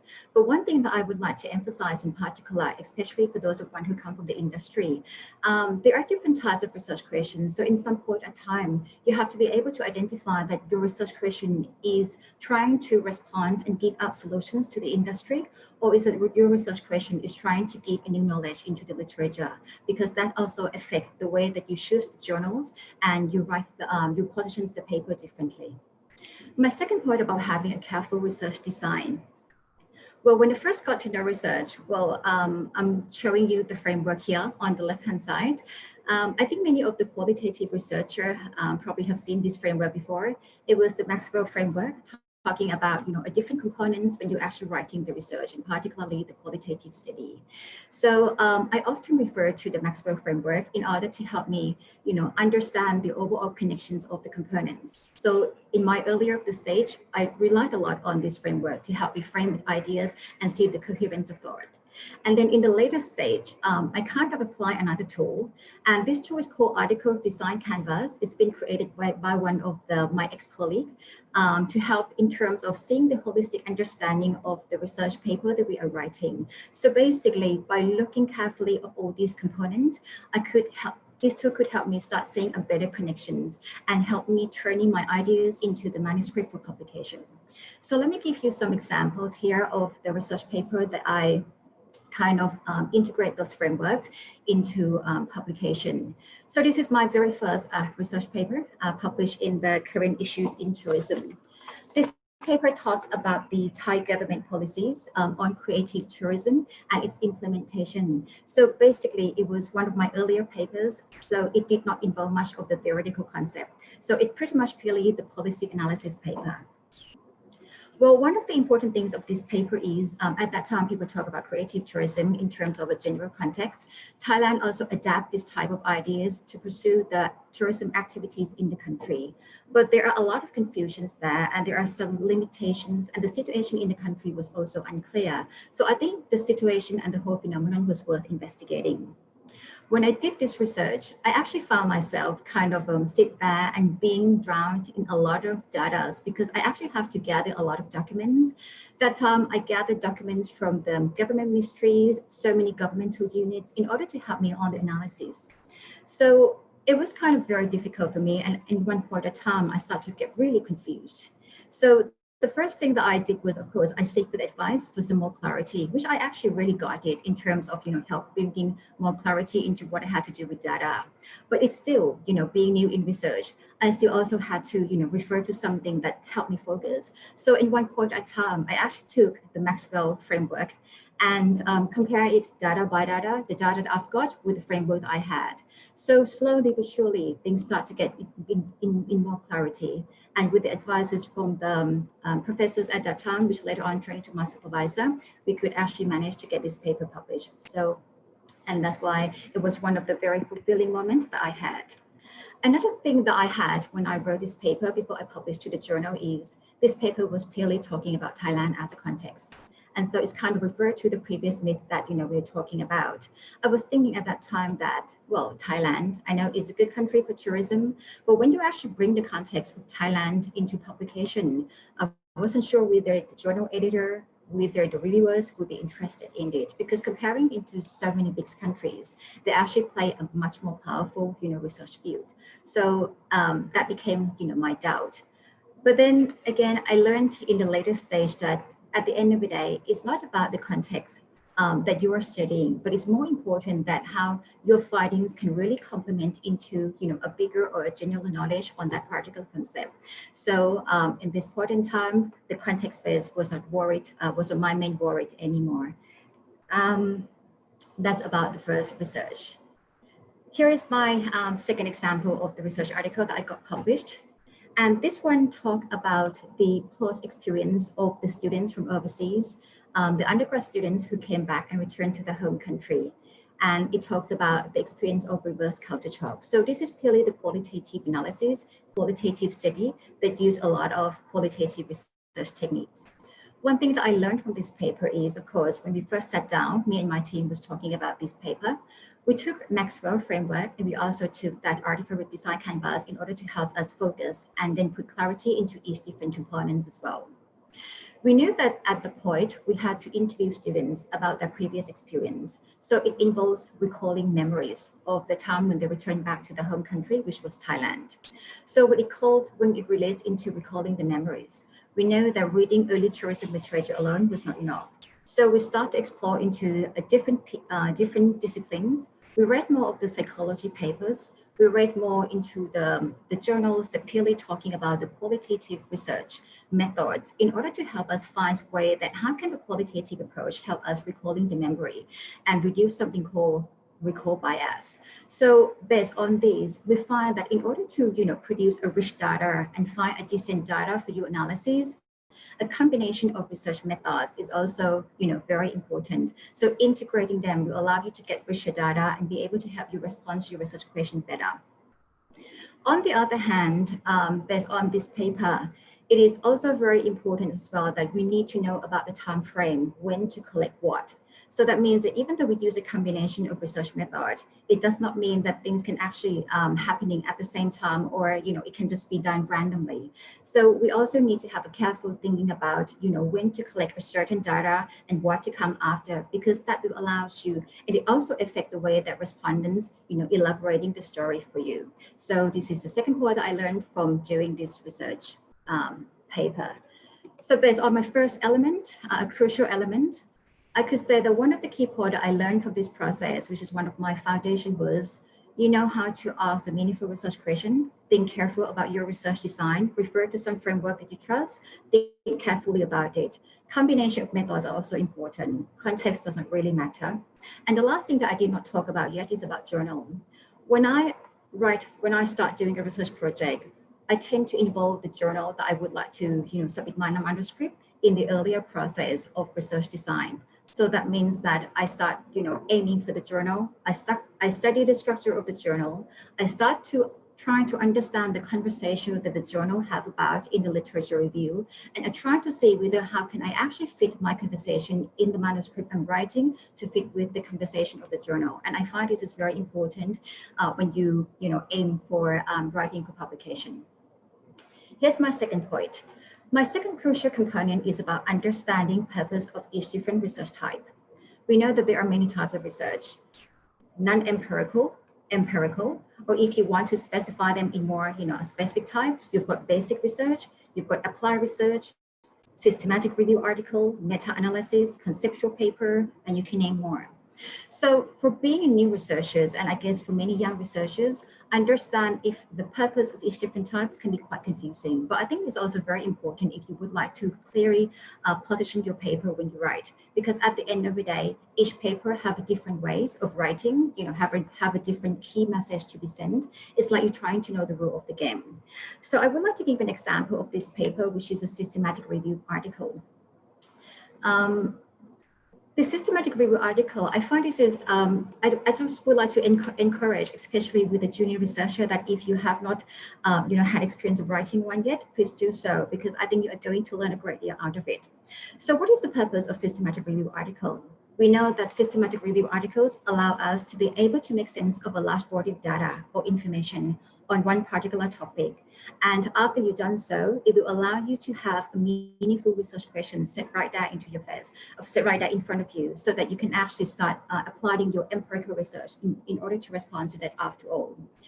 But I also find in the later stage that in order to have a success in submitting for the systematic review article and get paper published and accepted to the journal, not all the concept can be accepted, because you also have to be careful selecting the interesting concept as well. I find that bringing on the fresh idea from some other disciplines will help you creating a more compelling research question, which is also very important when you write a systematic review article. Like for example, for this one, this is the paper talking about the cognitive biases in tourist decision making. I remember that before we actually wrote this paper, before my colleague and I was writing about this, we just had a normal conversation and dialogue. And my colleague was actually coming from other discipline. He's in decision science. And we had a conversation talking about the way how human beings think. It's kind of referring from one of the book, talking about system one, system two. And the book was called Thinking Fast or Slow by Professor Daniel Kahneman. So when it comes into talking about human and decision making, of course, we're talking about bias in human decision making. And then again, it refers to the conversation into a tourist. Tourist is, of course, one role of human. And then many a times that we actually make a bias in our decisions. So when it comes to this, I kind of interested more in terms of, dig deeper about this concept. So I went further to read the literature, and I just found out that, in some of our key journals, mentioning about in the past history, in the past decade, the tourism literature has been conducted based on the premise that tourists are rational decision maker. So in the case of now, Dr. Walan, 3 more minutes, please. Yeah, thank you. Okay, thank you. So in the case of now, it actually seems to be that there are rooms for us to explore. So that's why we start exploring in the ideas of how can tourists make a bias decisions along the way of their journey. And that turns out to be the publication of this paper. My last example here is talking about the conceptual paper. And to me, I find that as a younger researcher, writing a conceptual paper is very challenging. So the purpose of conceptual paper talks about, new concept and theory buildings. So before we are able to really write about this paper, we really need to read in depth, read across the disciplines, and be able to really explain our new proposed idea very well. And one of the most challenging about this type of conceptual paper is it is not an empirical base. So that means that as a researcher, you have to involve and incorporate so many different concepts and different evidences from the previous paper in order to support your claim. So if you are going to start writing about this paper, I really recommend you to find great mentors and be open-minded for the comments and feedback, because this is going to be the way to help you fine-tune and propose a good new ideas and get your ideas published. One of my last things here, I'm just going to skip this one because it's just going to like sum up of what my second components I just mentioned. My third crucial component, I think Hera talked about this, Professor Pearce talked about this, is just to really have an inspirational friends, network, and mentors who really help you in your research journey. And I think I'm not going to touch so much into that, but I just want to spend the time taking the opportunity to really answer, some of the facets I'm, willing to put into here. These are the facets that I kind of, spend the time asking for a lot of questions, seek out the kind advices and everything. There are still more than these, but I just think that this time I'm actually focused on the ones that I feel that I back them too often. So these are the great circles. So find a great circle of friends, find great mentors, ask for the advices, and that's going to help you a lot in terms of the supporting of your research journey. My last slide here is, I just want to conclude based on my journey. I support the point that not all the well-known people from well-known places get published. I'm no name in terms of research publications. I'm still new. And then again, many of the papers are used to context of Thailand and it's getting paper published. So it's more about what you actually complement into the literature that matters. I support the point that not always true, that details and complicated statistics and surveys are better answers. Many of my papers are about qualitative. So I think as long as you have great research designed, you write it well, and you actually send your message across with them and answer meaningful research questions that also get you in the way. You should not write first and search for journal later. Involve the journal search in the beginning of the process. There are no shortcuts in research. We do a lot of hard work. It has been hard work, perseverance. And you actually need to read a lot, explore a lot, and of course, getting a lot of feedback and be ready for rejection. And last but not least, I actually support the idea that we should look beyond our discipline, talk to more people in order to bring in fresh ideas and to complement and help you start establishing a compelling research question. And at the end of the day, I would like to encourage all of you here that even though it's hard work, but it's very fulfilling. And I hope you enjoy your research journey. Thank you very much. Thank you so much, Dr. Walan. It's very interesting. So you have shared with us the 3 important elements that you learned from your research journey. Thank you. Now let's go to the last but not least presentations from Dr. Denis. Dr. Denis Tolkach. Sorry, Dr. Denis Tolkach. Just a little bit about Dr. Denis that I love to read. Dr. Denis Tolkach is a senior lecturer, tourism and hospitality management at James Cook University, Cairns campus, if I'm not mistaken. And he served previously as an assistant professor at School of Hotel and Tourism Management at the Hong Kong Polytechnic University. And then prior to moving to Hong Kong, he has undertaken teaching and research in Australia and Timor-Leste, right? That's interesting. Dr.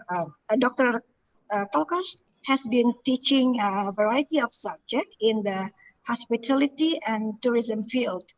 And his main interests are in tourism and development, community-based tourism, and also nature-based tourism. So, Dr. Denis Tolkach, the time is yours. You have about 20 minutes. Thank you very much for your introduction. And I'm very honored to be part of this panel with my friends and colleagues. And thanks to everyone for joining today. So, my presentation will be the last of the 4 presentations today, and have like a subtitle for the presentation: Research Journey as I Live like a Local off the Beaten Track Adventure. And I'll explain it to you in a minute. So when I was asked to present in this webinar, I was thinking how to structure my research journey. And I was thinking about a transformative travel idea. A lot of tourism research is focusing on how travel can transform individuals. And within this, we focus on how travel can help tourists acquire new skills, learn something new, expand their horizons, and change their worldviews. As part of that, we often talk about traveling and staying in a destination as a local, interacting with local residents, gaining authentic cultural experiences, traveling off the beaten track away from crowds, again in search of something unique and genuine. And we talk about adventures, testing yourself, being proactive. So I was thinking maybe a research journey can also reflect some of these qualities. And a lot of my research is related to various socio-cultural aspects of tourism, and quite a lot of this qualitative. So I thought I'll take this paradigm as a basis for my talk. So first, I want to talk about research in the communities and with communities. And we need to remember that our work should benefit places and people we interact with. But those interactions need to be respectful. A couple of weeks ago, Professor Joseph Cheer mentioned an idea that summarizes what I was going to say. We as researchers need to have a social license to do research in communities. We need to be respectful, and we need to be invited not to impose ourselves on people that we want to work with. There are quite a lot of communities and situations which have been researched over a period of time, and residents may feel fatigue from being researched. So we need to be always respectful. And our engagement with communities also needs to be meaningful, and we should try to design research that will address actual problems that exist. And this is easier to do when you work on a PhD thesis, for example, because you have one major project on which you can focus over a number of years. And it helps if you do, for example, multiple rounds of data collection and then present findings to disseminate your study later. There are lessons to be learned from anthropology in that anthropologists often spend most of their careers on studying one or two groups of people or cultures, thus gaining an in-depth knowledge of that group. Whereas in tourism, we see quite a lot of jumping between topics, and actually that includes myself, so I'm reflecting on how I approached research. It is also important to reflect on your own position as a researcher. Are you an insider or outsider? And what affects your thinking? What is your worldviews that may be affecting your analysis? It is almost impossible to separate yourself from your data, even if it's a quantitative study. There has been a recent Trine discussion on positionality, and I think the positionality of research is something that we need to discuss and is worth considering. So here I have two examples of my publications. So my PhD research was about community-based tourism in Timor-Leste. I've done 4 trips to Timor-Leste for this research. First time I was doing interviews to basically find my research question. And then in the second part, I collected the data. Third round or third trip, I presented the model and asked for feedback to refine the model. And then in my 4th trip, I came back to disseminate the knowledge. And so also I tried to engage myself with the Timorese culture, and I learned the language as well to understand the people I was working with. Another example here is more recent of research in the Pacific. And we did a study exploring globalization with and the impact of tourism in Fiji, Tonga, and Cook Islands. And in this case, both authors, me and Professor Stephen Pratt, were outsiders, even though Steve lives in the Pacific. And we needed to clearly position ourselves as outsiders to those cultures. There are some drawbacks because we can't understand all the depth of the cultures, but on the other hand, if you do a cultural comparative study, being an outsider is also a benefit because you are not biased towards one culture over another. When we submitted this manuscript, one of the reviewers asked us to provide detailed recommendations on what should be the solutions for protecting Pacific cultures from globalization.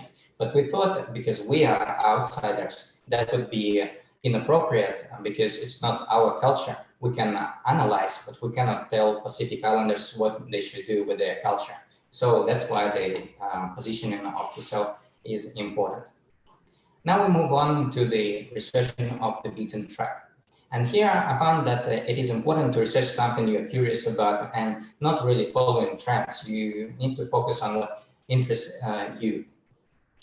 And there are also benefits in researching what's topical, what is on the news, but there are limits to that. And we can see an example of proliferation of papers on COVID-19 as an example. Some of them are not really in-depth.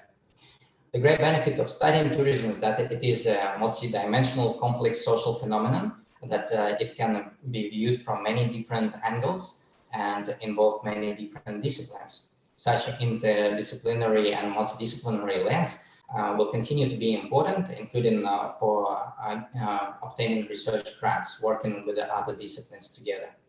While venturing into various topics of the beaten track, it is still important to think about what is special about what you're studying for tourism and why this research is important, what your study will contribute to both theoretical knowledge and practice. In order to find something new, you need to read and study literature outside of tourism. Otherwise, you're more likely to repeat concepts that have been already covered in tourism literature. And as a result of your multidisciplinary reading, you may come up with a conceptual paper first and then conduct empirical research after that. So here are a couple of examples of conceptual papers really of the beaten track. The first one is on death. We noticed that in tourism, death is mostly discussed from a perspective of dark tourism, tourist sites that represent places of human suffering. But of course, there are many other aspects where tourism interconnects with death. So we looked at anthropological and existentialist perspectives to death, so two different disciplines to different literatures. Anthropology studies groups of peoples and cultures, whereas existentialism is about the individual. And based on that, we conceptualize different interconnections between tourism and death. And what is special about it for tourism? Well, most of the discussion on death is about dying or observing death in your own culture, in your usual place of residence, whereas in tourism, the tourist is outside of these normal circumstances, outside of our own culture. And another conceptual paper I wrote is on anarchism and tourism. And I noticed that there is very little research and discussion on various political philosophies in tourism, albeit a lot of research is somewhat political. And so I thought, what could be a different approach to how tourism is done? And I found that an alternative to the so-called neoliberal dominant paradigm could be anarchism. So I started reading about this political philosophy, which basically means absence of hierarchies and emphasizes solidarity and lack of authority. And so as a long process, I started working on this in 2011 and was dropping and coming back to it, and it was published in 2017. So that's another example. And the last part here for the talk is on the experimentation and adaptation as part of the research or adventure in the research. So we need to continuously explore new avenues and try to update our knowledge, learn about different methods, about different concepts.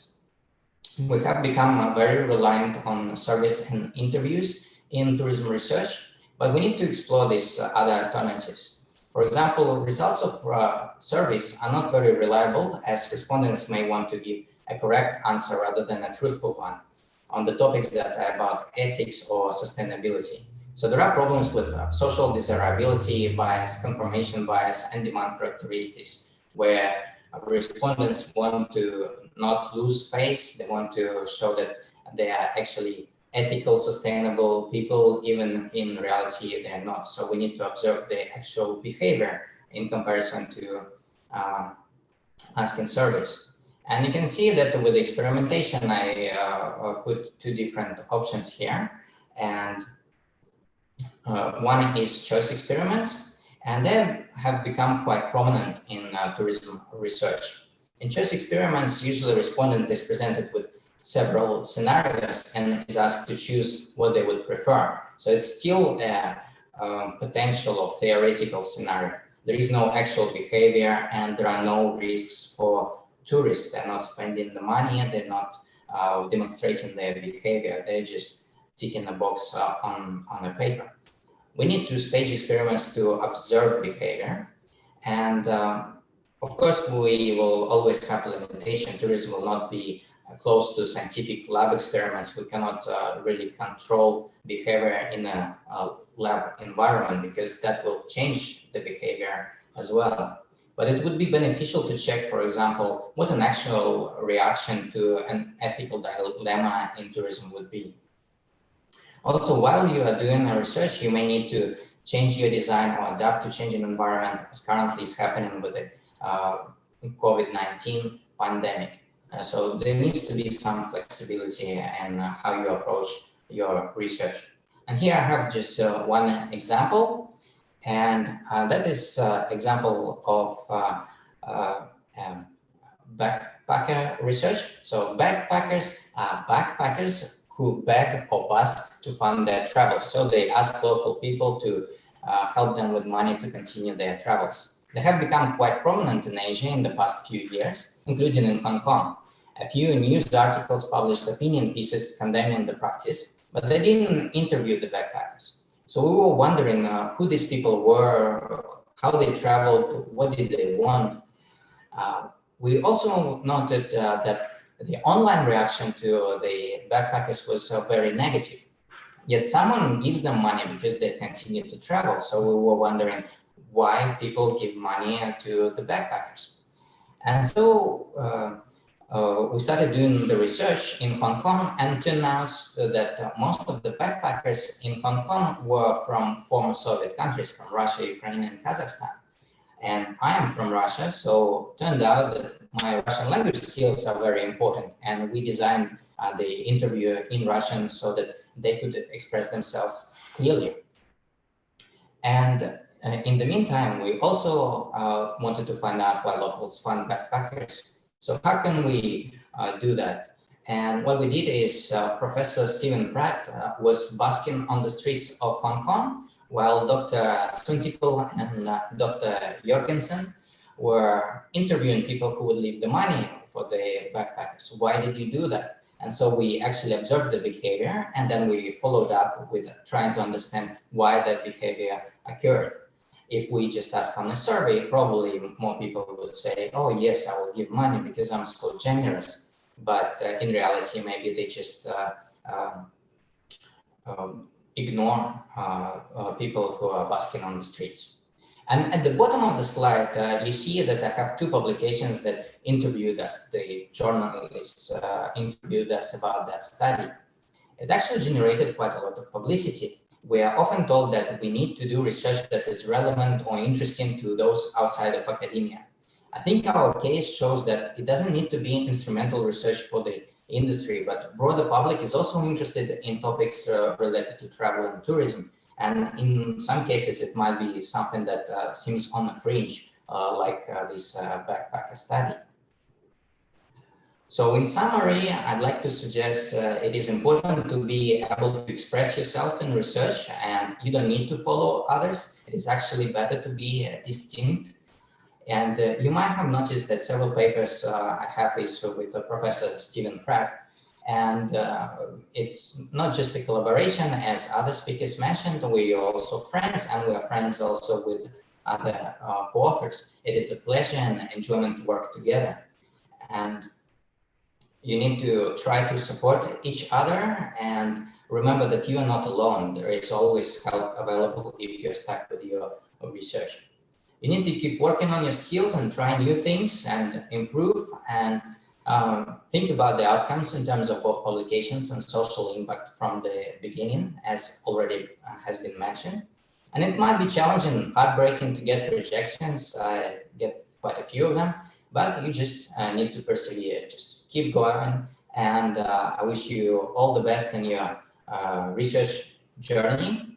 And thank you very much for listening to all of us. Thank you. Thank you so much, Dr. Denis Tolkach. It's exactly 20 minutes. Wow. Now, everyone, Dr. Denis is it's very interesting when we talk about research community, and then your journey talking about when you talk about originality, and then also your adventure.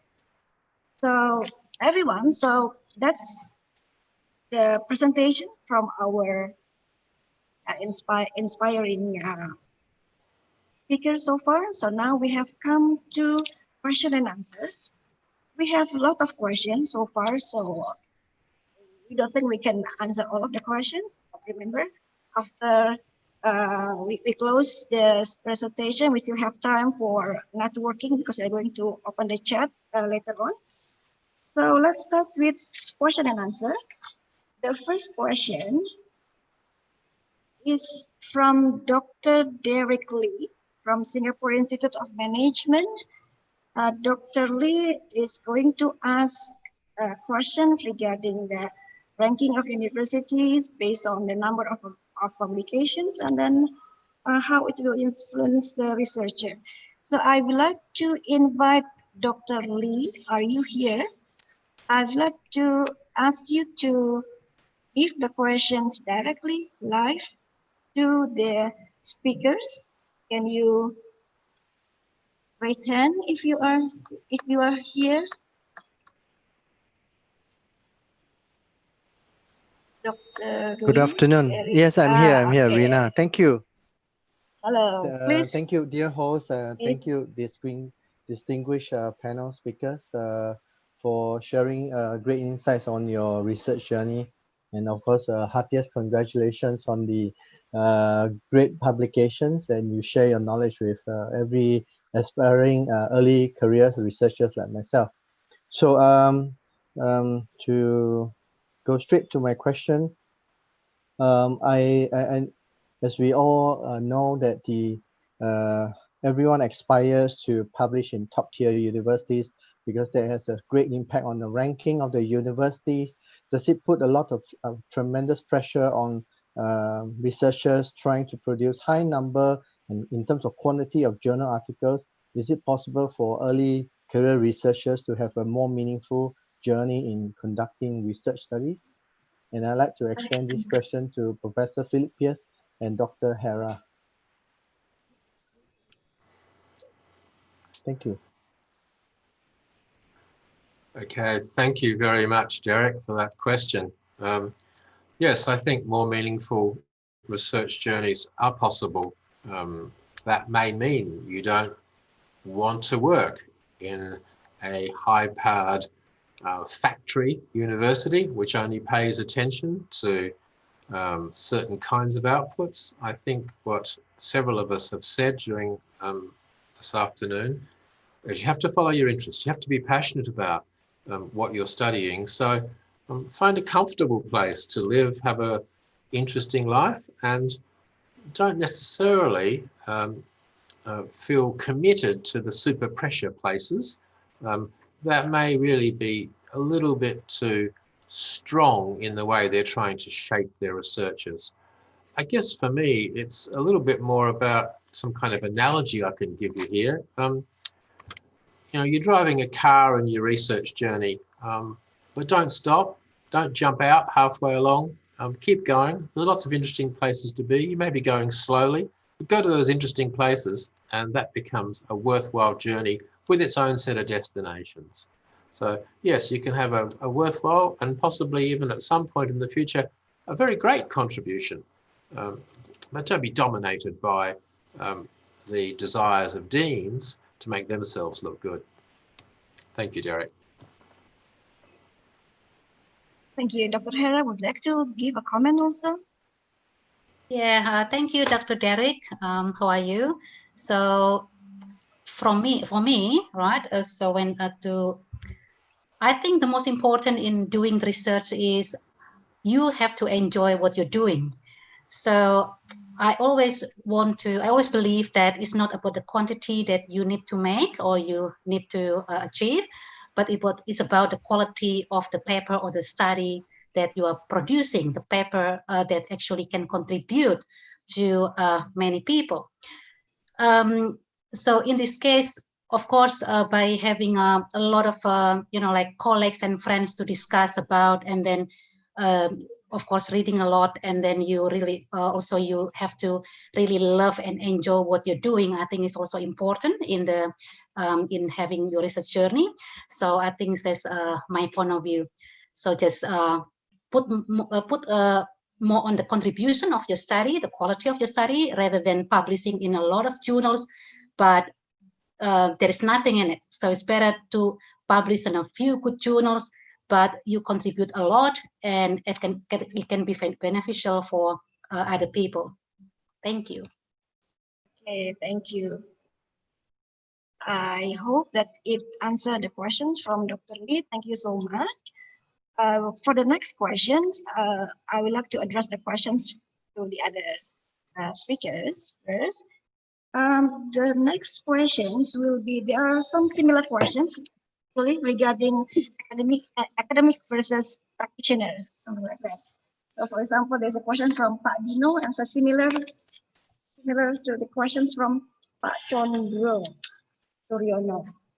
So I'd like to invite Pak Dino, the General Manager of Marriott.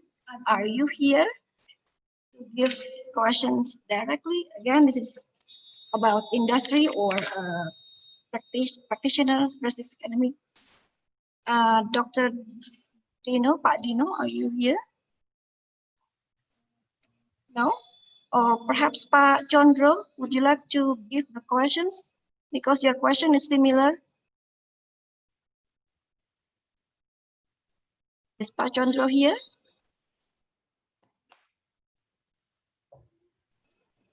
Yeah, Pak Chondro is here. Please, I would like you to unmute your microphone and then ask the questions directly.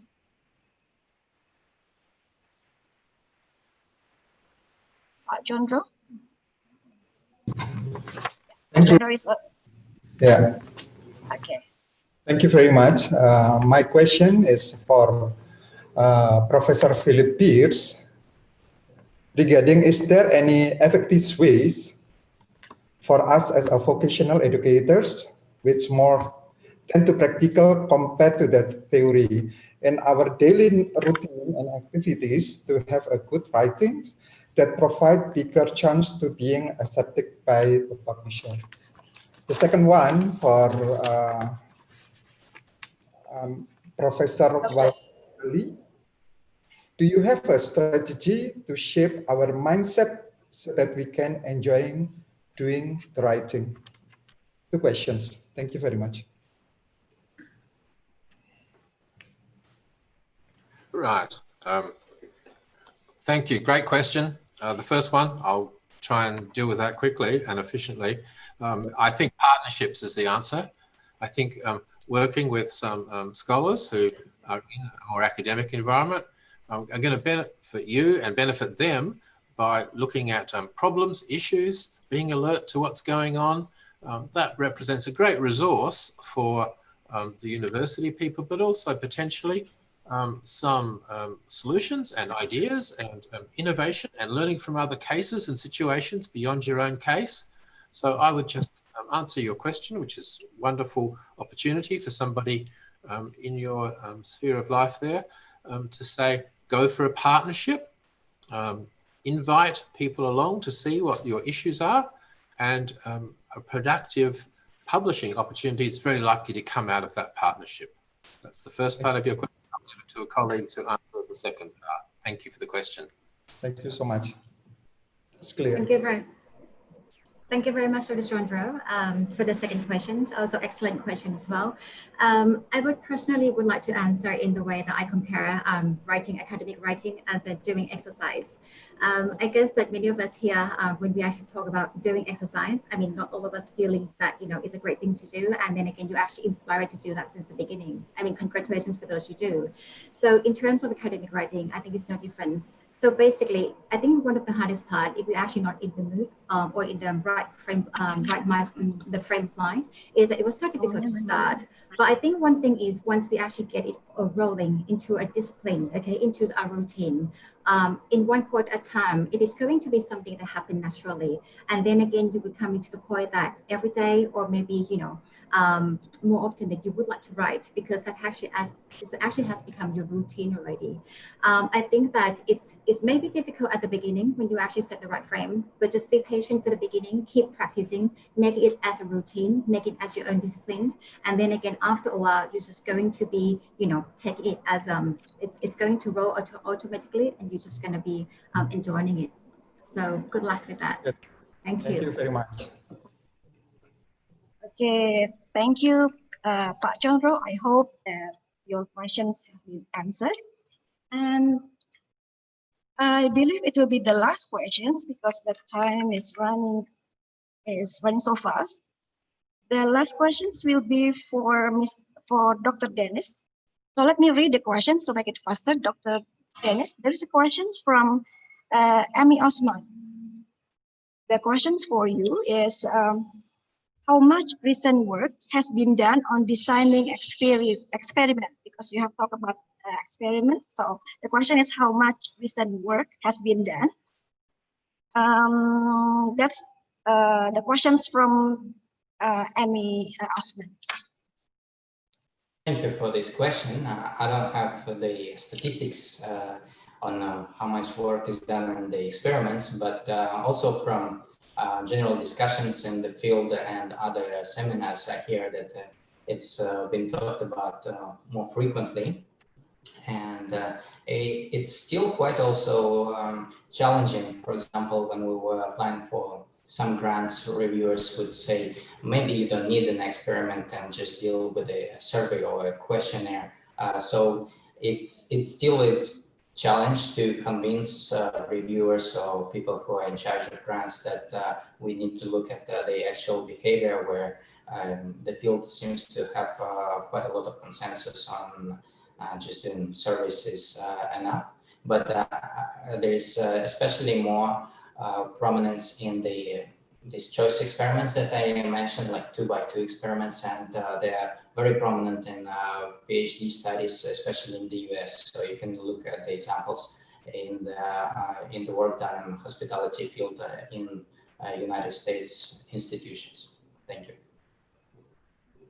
And then there is a second question still to you, Dr. Denis, still from Emmy. Your comment about writing for public knowledge is valid. Do you find you have much engagement with those pieces of work, public knowledge?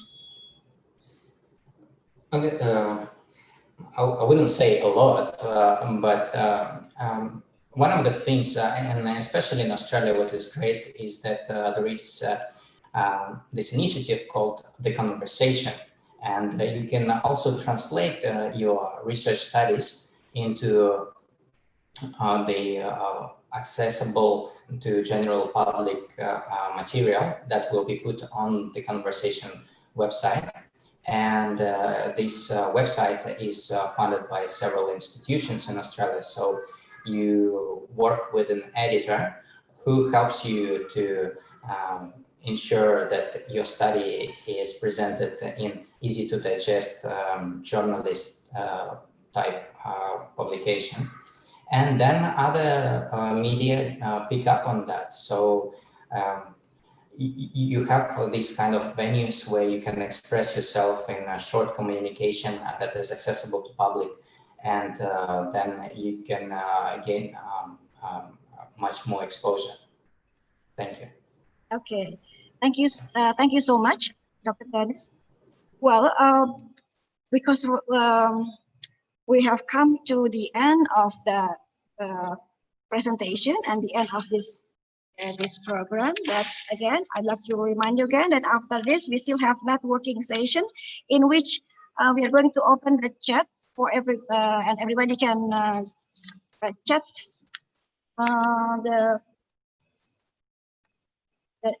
later on.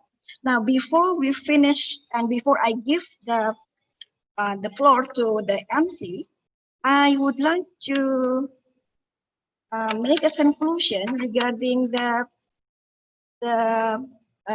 presentation from our inspiring speaker today. So there are some things that we have learned so far from Professor Pearce.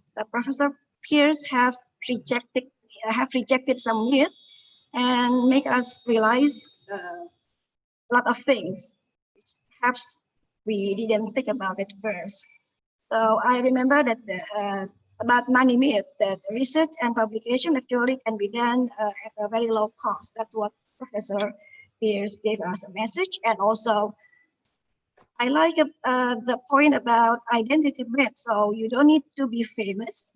You don't need to come from a well-known places to get your paper published in top-ranked journal. And then another thing is about statistic myths and survey myths. So good research is not always full of complicated statistics, and survey is not the only choice. Interesting. And also the general article myth. So I believe that many people were struck in this myth. So you should not write first and then find the journal, but we have to do it on the other way around. So find the journal first and then tailor the work to the specific journal. And then also Professor Pearce also mentions that it's not easy to do a kind of research and publication for everyone. So no shortcuts, it's require many hours of work.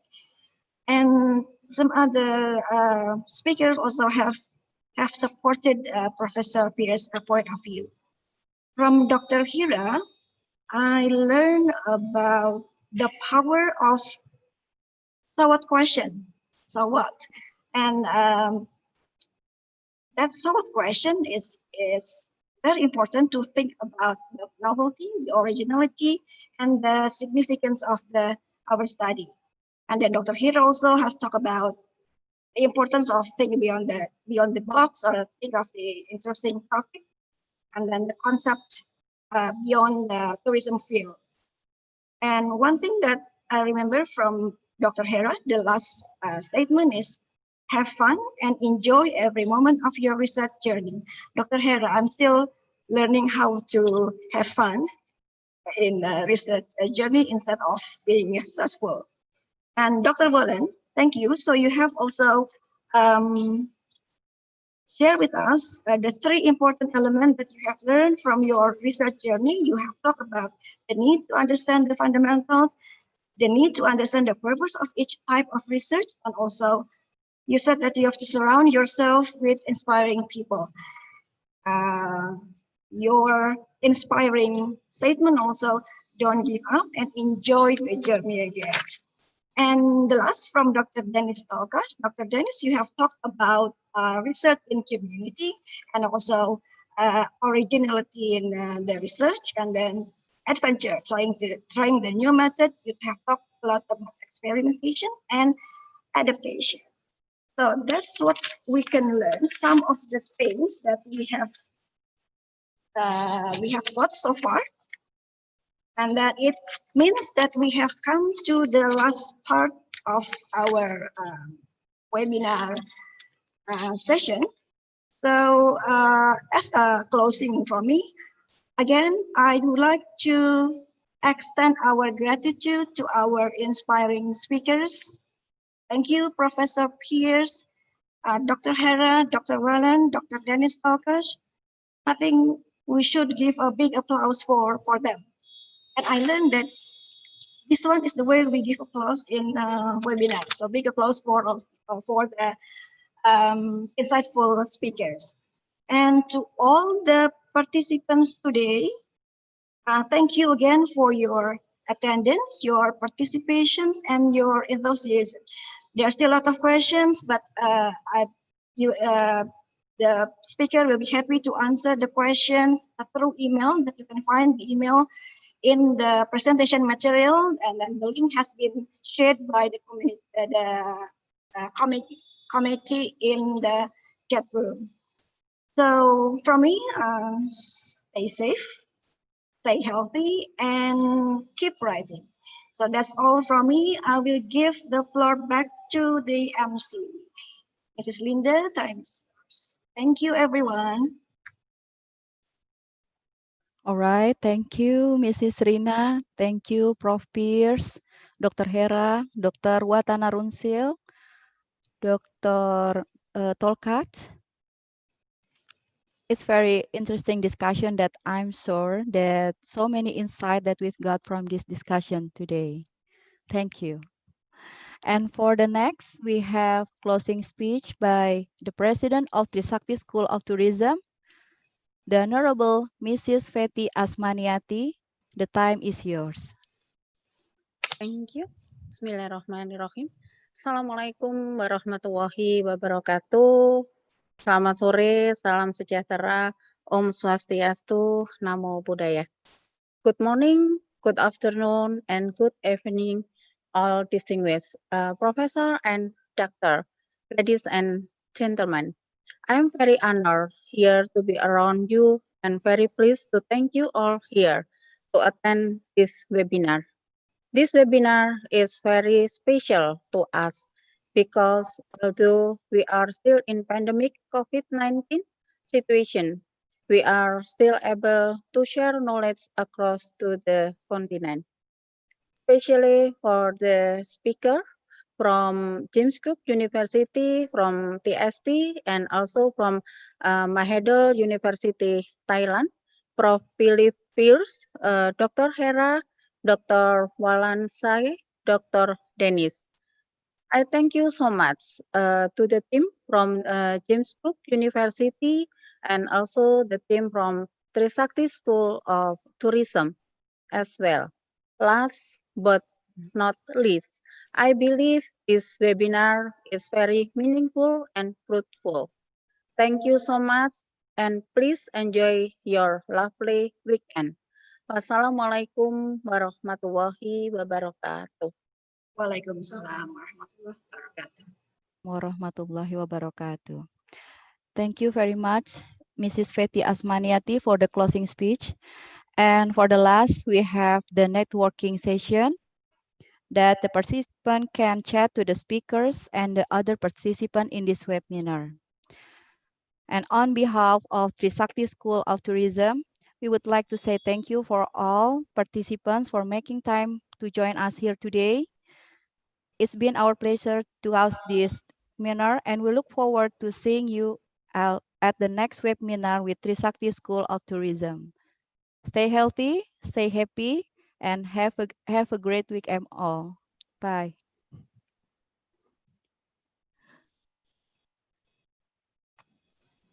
Thank you, Linda. Yes, welcome. Thank you very much.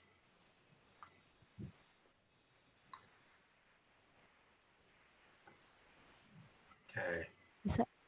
Bisa. Prof. Pearce, can you hear me? Yes. Yes, I can.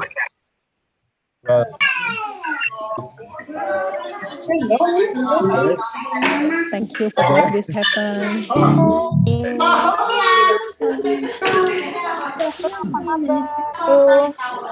Thank you very much. Thank you for joining. This conversation Joining us. Terima kasih Pak Gan. Gak jelas ngomongnya Kak. Bu Hera.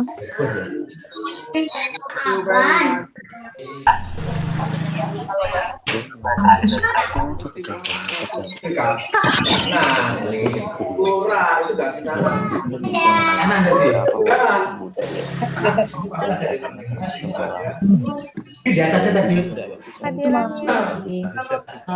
Lagi ya? Rina, thank you Budi.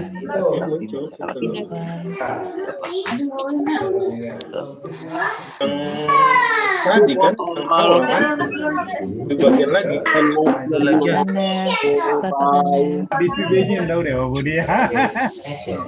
Thank you.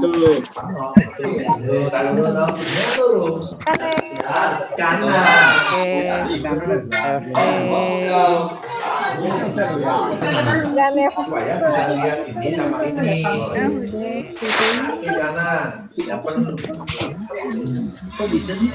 Karena ada dua, jadi nggak bekerja di sini.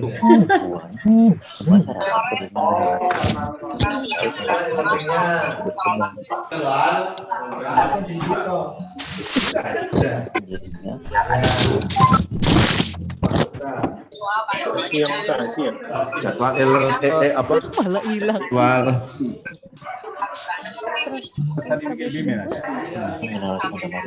Rah, depan buku loh paling.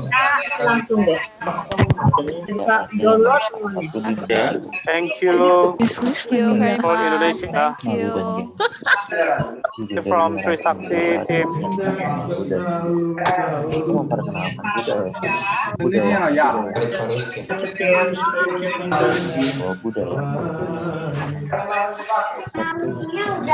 Risanta pisang, aku yang mahal.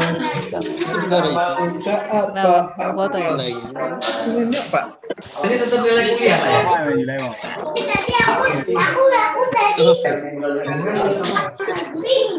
Mah.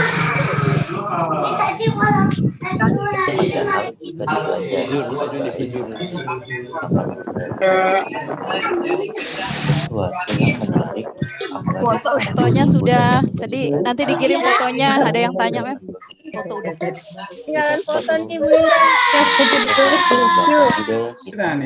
Thank you. Nanti dikirim. Thank you. Thank you. Join today. Thank you.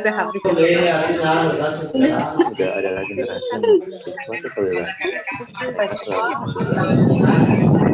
Iya ini. Ada sertifikatnya. Sertifikatnya ada. Gimana caranya? Sertifikatnya nggak ada ya Bu? Ada. akan dibagi Bapak Ibu. Sertifikatnya. Belum hari ini, mungkin baru besok. Спасибо большое за вебинар. Pak. Iya. Peserta terbanyak sehat semua ya. Terima kasih Bapak. Ibu, terima kasih Bapak. Terima kasih sudah join. Thank you. Pak Driadit, terima kasih sudah hadir. Kirim ke email ya Bu ya. Terima kasih Trisakti.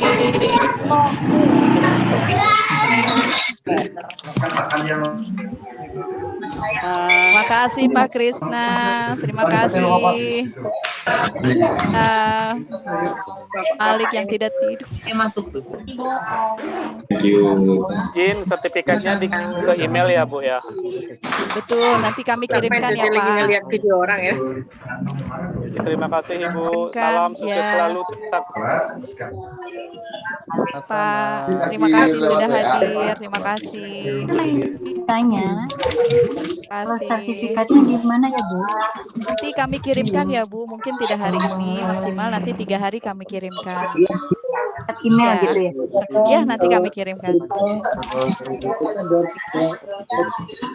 Bapak Ibu sudah hadir. Terima kasih. Panitia, terima kasih. Terima kasih. Terima kasih. Iya. Terima kasih Pak Arif. Linda. Linda. Siapa itu tadi? Linda, salam sama Pak Himawan boleh? Apa? Salam untuk Pak Himawan. Boleh Pak, dari mana Pak?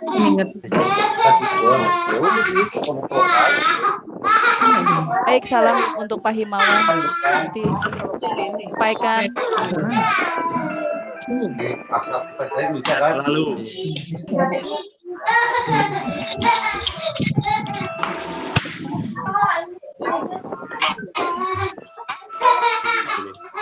Kasih. Mama mana aja bang? Tuh. Kalau mau nginiin terima kasih bilang. Ini chat. Linguist ya. Journal of Applied Linguist.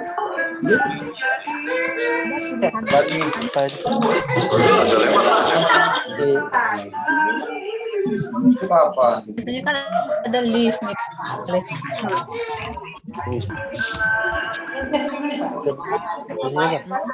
Yes.